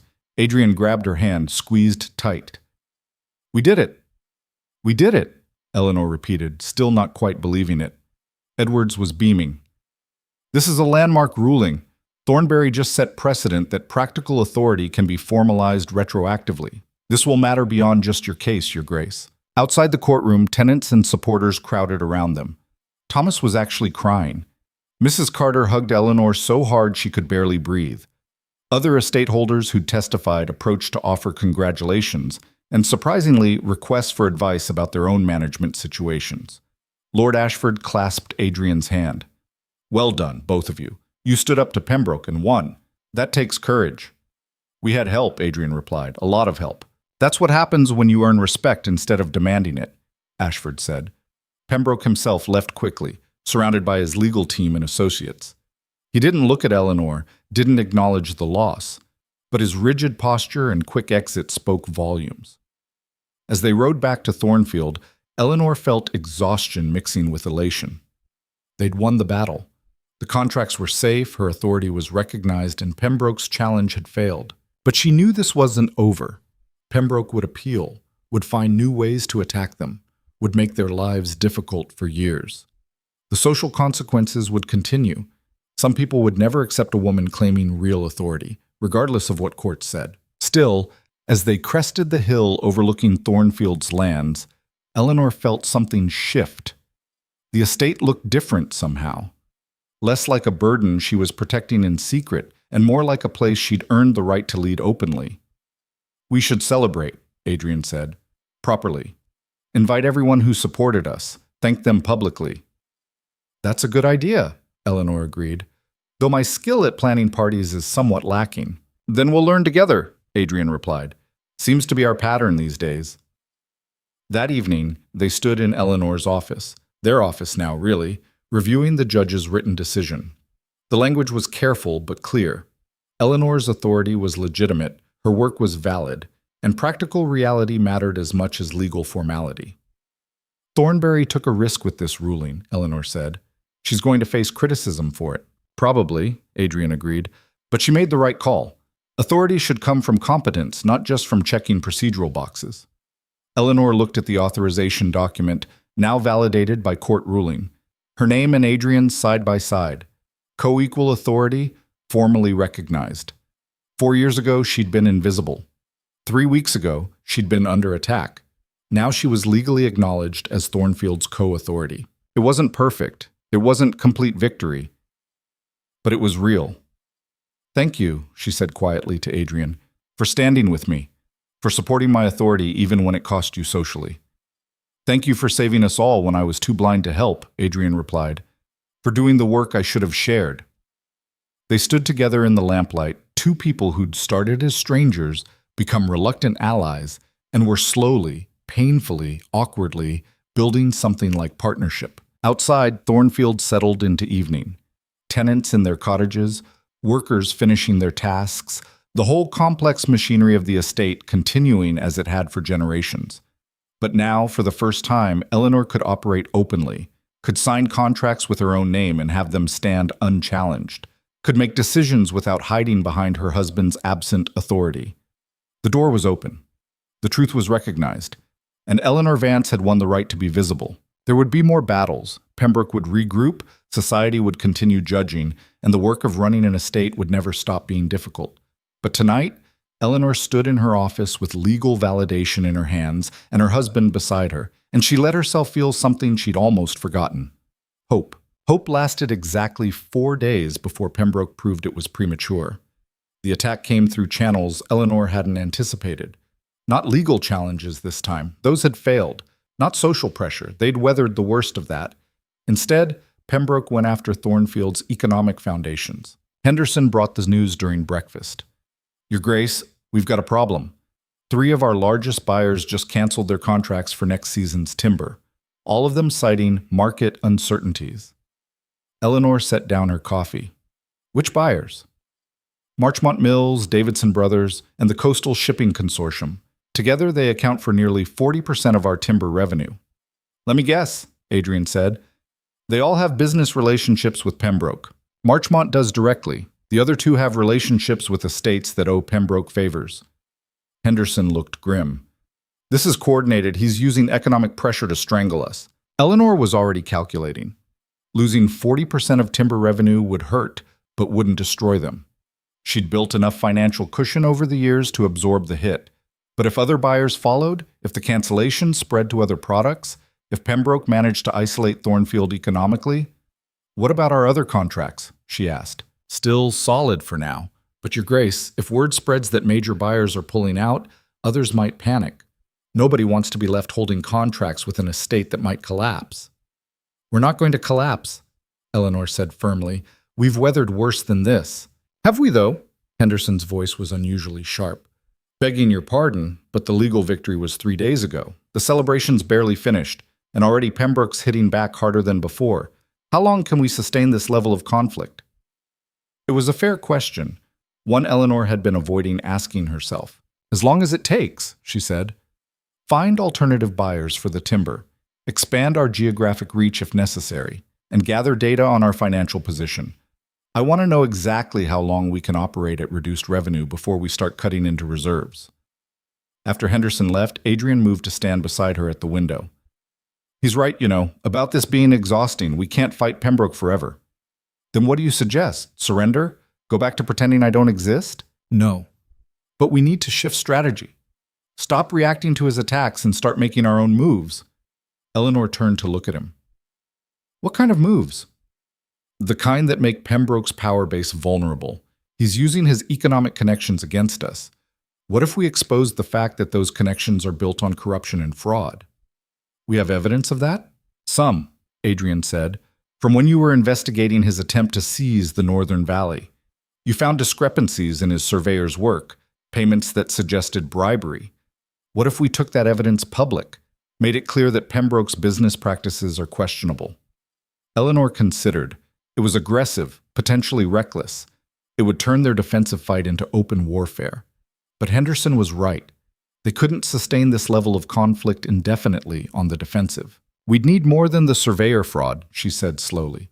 We'd need a pattern, evidence that Pembroke routinely uses corrupt practices to gain business advantages. Then let's find it. They spent the next week digging. Eleanor reached out to contacts she'd built over 4 years, estate managers, merchants, solicitors, quietly asking questions, gathering stories, piecing together a picture of how Pembroke actually operated. What emerged was damning. The surveyor fraud hadn't been an isolated incident. Pembroke had a pattern of using questionable legal tactics to gain advantages. He'd pressured smaller estates into unfavorable deals by threatening expensive lawsuits. He'd used his connections to block competitors from accessing certain markets. He'd even, according to one bitter former business partner, falsified documents to win a county contract. This is enough, Eleanor said, reviewing the compiled evidence. This is more than enough to damage his reputation severely. If we release it, Adrian pointed out, once we do this, there's no going back. Pembroke will come after us with everything he has. He's already doing that. It could get worse, much worse. Eleanor looked at this document spread across her desk. This was the nuclear option, the choice to stop defending and start destroying. It went against every instinct she'd developed. She'd built Thornfield through careful relationship management, through being trustworthy and reliable. Publicly attacking another lord's business practices, even with evidence, would change how people saw her. But Pembroke had left her no choice. He was systematically trying to starve Thornfield economically, and he wouldn't stop until they were ruined. Do it, she said. Compile the evidence into a formal report. Send copies to every major estate holder in the region, to the county magistrate, to the business consortium Pembroke belongs to. Make it public and make it thorough. Eleanor, I know the risks, she interrupted. I know this makes me look vindictive and aggressive. I know it violates social norms about how ladies should behave, but I'm done playing by rules that were designed to keep me powerless. If Pembroke wants war, we'll give him war. The report was released 5 days later. 20 pages of documented evidence showing a pattern of corrupt business practices spanning a decade. Names, dates, specific incidents, all carefully sourced and verified. The response was immediate and explosive. Some estate holders dismissed it as slander from a desperate woman. Others took it seriously and began their own investigations into business dealings with Pembroke. The business consortium launched a formal inquiry. The county magistrate requested Pembroke appear for questioning, and Pembroke himself arrived at Thornfield 3 days later, looking murderous. Eleanor received him in the formal drawing room, Adrian beside her. Thomas and several estate workers stood nearby, not threatening, but present. After the incident with Peter Jennings, no one was taking chances with potentially violent confrontations. You've destroyed me, Pembroke said without preamble. His usual polish was gone, replaced by raw fury. That report, those lies, everything in that report is documented and verifiable, Eleanor interrupted. You're welcome to provide evidence contradicting any of it. You think you're clever, don't you? Think you've beaten me? Pembroke's voice rose. All you've done is prove what I've been saying all along, that you're dangerous, vindictive, unfit for authority. No real lady would launch this kind of attack. No real gentleman would try to economically destroy someone for beating him in court, Eleanor replied coolly. You started this fight, Lord Pembroke. You tried to steal our land, challenged our contracts, spread lies about my competence, and coordinated economic warfare against us. The report is simply documentation of the truth. It's slander, malicious destruction of my reputation based on twisted interpretations of legitimate business practices. Then defend yourself in court, Adrian said. Sue us for slander. We'll present our evidence, you'll present yours, and we'll see who the court believes. Pembroke's hands clenched. For a moment, Eleanor thought he might actually become violent, but he seemed to realize the workers were watching, that any physical aggression would only make things worse for him. You haven't won, he said, voice dropping to something more controlled but no less venomous. This report might damage me, but it's destroyed you socially. Every decent family in the county will cut you off. You'll be pariahs. Your estate will wither because no one will work with you. Or, Eleanor said quietly, people will see that we documented real corruption and respect us for having the courage to expose it. We'll find out which, I suppose. Pembroke turned to leave, then paused at the door. I underestimated you, Duchess. I thought you were just an ambitious woman playing at authority. I see now you're something worse. You're willing to destroy anything and anyone to get what you want. That makes you dangerous in ways I didn't anticipate. Good, Eleanor said. Stay afraid of me. It'll make you more careful. After he left, Eleanor felt her knees go weak. She sat down heavily, hands shaking. That was terrifying, she admitted. That was necessary, Adrian corrected, and you handled it perfectly. Did I? Because I feel like I just made the worst enemy possible. You already had the worst enemy possible. You just stopped pretending otherwise. The aftermath was chaotic. Some estate holders applauded Eleanor's courage in exposing corruption. Others condemned her for violating social norms about how conflicts should be handled. The County Business Consortium suspended Pembroke's membership pending investigation. 3 of his business partners quietly ended their relationships with him, but Thornfield also faced consequences. 2 more contracts were canceled, though whether from fear of association or genuine economic concerns was unclear. Several social invitations were withdrawn, and the whisper campaign intensified. Now Eleanor was not just unnatural, but vindictive. Not just ambitious, but ruthless. She tried not to care. Tried to focus on the work that needed doing, the estate that needed managing. But the isolation wore on her. Even Adrian, who'd stood by her throughout, sometimes looked exhausted by the constant social warfare. The turning point came from an unexpected source, Sarah Jennings. Sarah had been living quietly in a cottage on the estate since Peter's arrest, working in the kitchens and slowly rebuilding her life. She kept to herself mostly, still processing trauma, still figuring out how to exist without violence hanging over her. She appeared at Eleanor's office one afternoon, looking nervous but determined. Your Grace, I heard what people are saying about you, about the report on Lord Pembroke, about you being vindictive and aggressive. I'm sure you heard a lot of things, Eleanor said carefully. I did, and I wanted to say, Sarah took a breath. You're not vindictive. You're brave. When everyone else ignored what Peter was doing to me, you tried to help. When it went wrong, you still protected me and my children, and now you're fighting someone who's trying to destroy you, and people are calling that wrong somehow. That's not right. Sarah, you don't need to. I want to, Sarah interrupted. I want to tell people what you did for me, how you stood up to a dangerous man when everyone else looked away. I'm not important or influential, but I can still speak, and I will, if you'll let me. Eleanor felt her throat tighten. That could bring you attention you don't want. People might question you, might dig into your past, might judge me for my husband's violence. They already do that. Sarah's voice was stronger now. But maybe if I speak about what real courage looks like, some of them will listen. Maybe some other woman suffering what I suffered will see that there are people who fight for what's right, even when it's hard. Over the next week, Sarah did exactly that. She spoke at the market, at church gatherings, to anyone who would listen. She told her story plainly, the years of abuse, Eleanor's attempts to help, the morning Peter had held them hostage, and she made it clear that Eleanor's actions, however unconventional, had saved her life and her children's lives. Other women started speaking up too. tenant wives who'd received help from Eleanor, workers whose families had been supported during hard times, even a few estate holders' wives who'd quietly watched Eleanor's work and respected it, even if they couldn't say so publicly before. It started small. A few voices defending Eleanor in conversations, pushing back against the narrative that she was dangerous or vindictive. But those voices multiplied.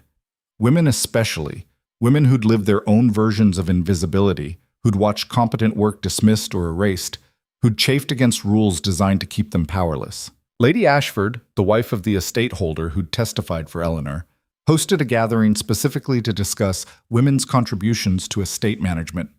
She invited Eleanor as the guest of honor. 20 women attended, far more than expected. They talked openly about the work they did behind the scenes, the decisions they influenced, the knowledge they possessed that their husbands often took credit for. "You're not alone in this," Lady Ashford said to Eleanor during the gathering. "Most of us have been doing versions of what you did, managing things quietly while men get the credit. You're just the first one brave enough to claim that work openly." "Or foolish enough," Eleanor replied. "Maybe both," Lady Ashford agreed, "but it needed doing. And watching you fight for recognition is making some of us braver." The women's support didn't erase the criticism, but it shifted the narrative. Eleanor wasn't just an aggressive, unnatural woman anymore. She was someone fighting a battle many women recognized as their own. 6 weeks after the court victory, the County Business Consortium completed its investigation into Pembroke's practices. Their report was devastating. While they couldn't prove all the allegations in Eleanor's document, they found enough questionable conduct to recommend Pembroke's permanent expulsion from the consortium and referral for legal investigation. Pembroke fought back, of course, hired expensive lawyers, called in favors, tried to paint the investigation as biased. But the evidence was too solid. Too many people had been quietly resentful of his practices for too long. Eleanor's report had simply given them cover to speak up. 2 months after the court victory, Pembroke sold his largest estate and moved to the capital. Not a complete defeat. He still had wealth and some influence. But his dominance in the region was broken. He'd overreached, underestimated his opponent, and lost. Eleanor felt no triumph when she heard the news, just exhaustion and a kind of hollow relief. "It's over," Adrian said when they learned of Pembroke's departure. "We won." "Did we?" Eleanor asked. "We've lost contracts, friendships, social standing. We've made enemies who'll hate us for years. We've survived, but I'm not sure we've won." "We're still here," Adrian pointed out. "Thornfield still stands. You still have legal authority. We outlasted someone with more power and resources. If that's not winning, what is?" Eleanor looked around her office, their office. Maps on the walls showing every acre of Thornfield. Ledgers documenting years of careful management. Letters from tenants, from merchants, from the women who'd started speaking up in her defense. "I suppose you're right," she said. "Though it doesn't feel like the victories in stories. No dramatic triumph, just endurance." "Most real victories are like that," Adrian replied. "They're not about perfect moments. They're about still being standing when the dust settles." Spring came late that year, but when it arrived, it transformed Thornfield. Fields that had been brown and dormant burst into green. Repair projects that had been delayed through winter resumed. The estate woke up with an energy Eleanor hadn't felt in months. She walked the lands with Adrian one morning, reviewing progress on various projects. The boundary fence that had caused such trouble was being rebuilt properly now. The eastern cottages all had sound roofs. Sarah Jennings' cottage had been refurbished, and her children were attending the school Eleanor had helped establish in the nearest town. "It looks different," Adrian said, surveying the fields. "Or maybe I'm seeing it differently now." "Both, probably." Eleanor paused at the crest of a hill overlooking the main house. "I've spent 4 years protecting this place in secret, then months fighting to be allowed to protect it openly. And now I can just do the work. Without hiding, without fighting for permission, without constantly defending my right to care about it." "How does that feel?" "Strange. Good strange, but strange." Eleanor smiled slightly. "I keep waiting for someone to tell me I'm not allowed. For Pembroke to show up with another lawsuit, or for society to find a new way to punish me, or for something to go catastrophically wrong." "Things might still go wrong," Adrian said. "This isn't a perfect ending. We still have critics, still have challenges, still have work that's difficult and sometimes thankless." "I know, but we also have something we didn't have before. Partnership. Recognition. The right to operate openly. Eleanor looked at him. This man she'd married without love, learned to respect through crisis, and was slowly building something real with. Not romance exactly, though maybe that would come eventually. But trust. Genuine trust born from fighting together, failing together, surviving together. When did you get wise? She asked. When I stopped pretending I already was, Adrian replied. Somewhere around the time my wife demolished my comfortable illusions and forced me to see reality. They walked back to the main house together, discussing the 1,000 small details that made up estate management, crop rotations and fence repairs, tenant disputes, and merchant negotiations. The ordinary, essential work that Eleanor had done alone for so long and could finally share. That evening, they hosted a dinner for everyone who'd supported them through the conflict. Not a grand social affair. Eleanor's tolerance for those had always been limited, but a genuine gathering of allies, tenant representatives, neighboring estate holders who'd testified, the women who'd spoken up, even Justice Thornberry, who'd made a special trip to attend. Thomas gave a toast that was simultaneously heartfelt and embarrassing. To the Duchess, who actually gives a damn, and the Duke who learned to. May they keep Thornfield from falling apart and the rest of us from starving. Laughter and applause.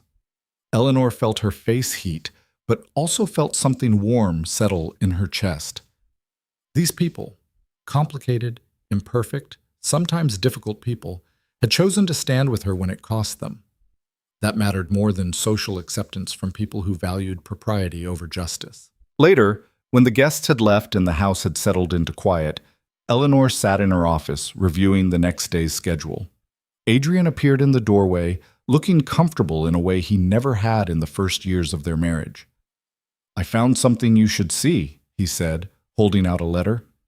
Eleanor took it, recognizing the seal. Lord Ashford. She read quickly, then looked up in surprise. "He's recommending me for the County Planning Commission? Apparently your work on boundary disputes and land management has impressed him.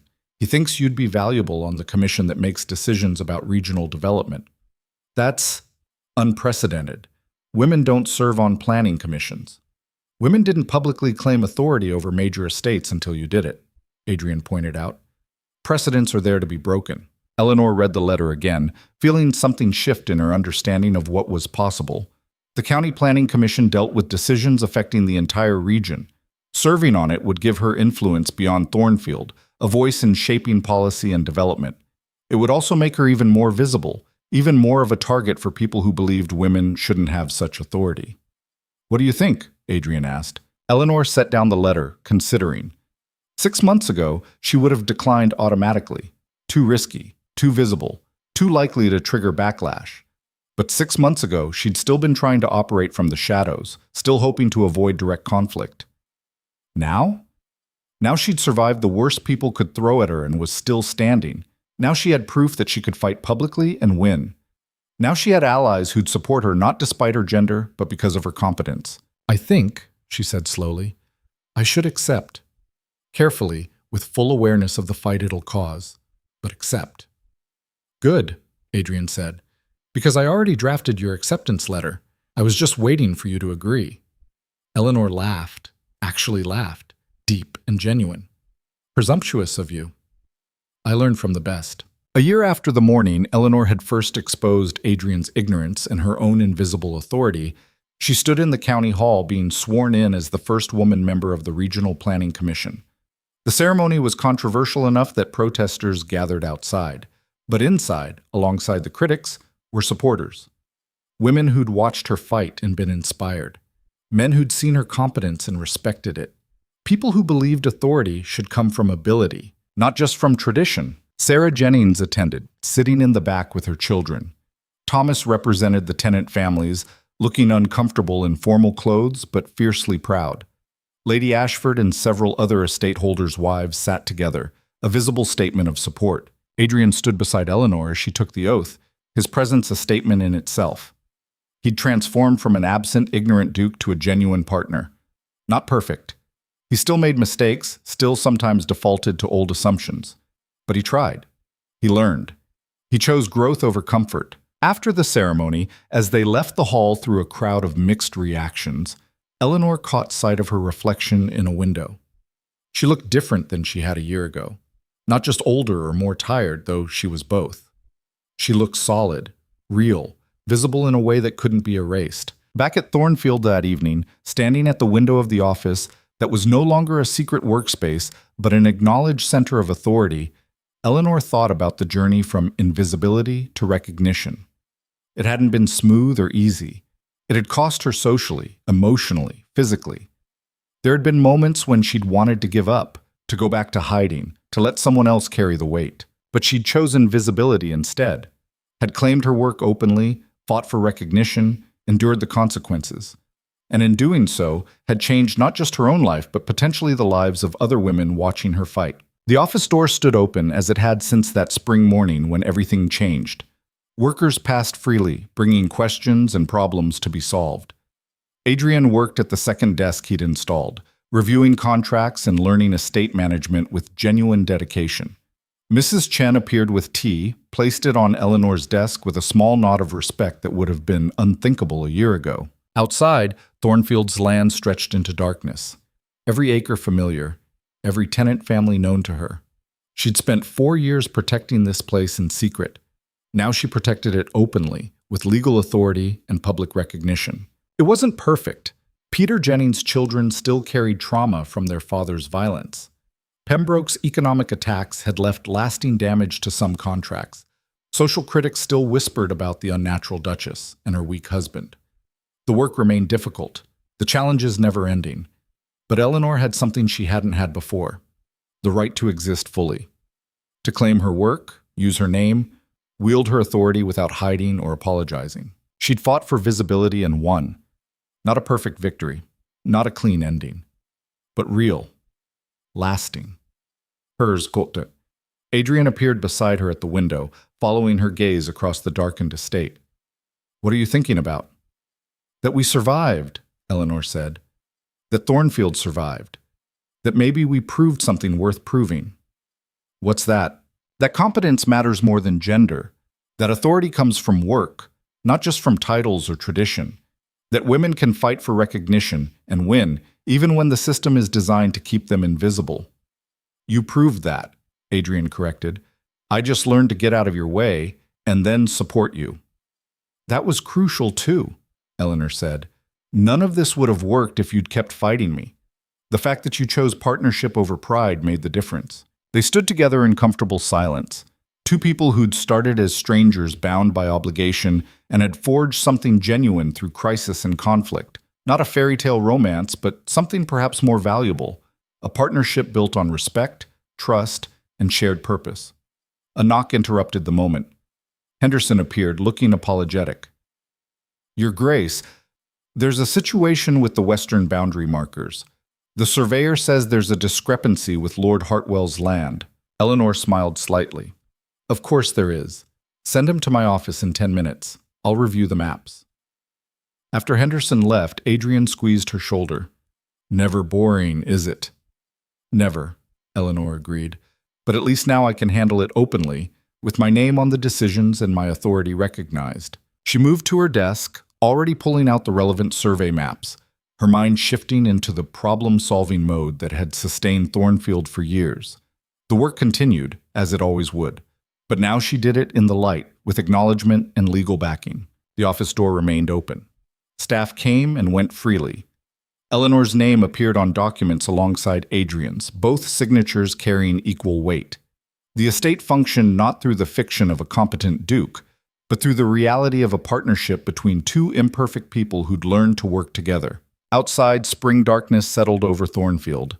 In the cottages, families slept safely, their leases solid, their roofs repaired, their lives protected by someone who'd chosen to be visible rather than safe. In the fields, crops grew under careful management. In the workshops, projects continued that would make next year better than this one. And in the center of it all, Eleanor Vance worked openly at her desk, solving problems, making decisions, wielding authority she'd earned through years of invisible labor and months of very visible fighting. She was no longer the Duchess who never was. She was simply the Duchess, recognized, acknowledged, real. The truth had cost her dearly, but it had also freed her completely. And in that freedom, Eleanor discovered something she'd never quite believed possible: the space to simply do her work, claim her competence, and exist fully as the person she'd always been but had never been allowed to be.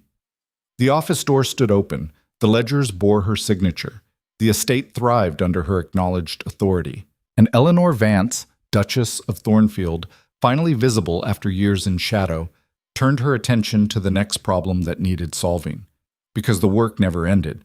But now, at last, she could do it in the light,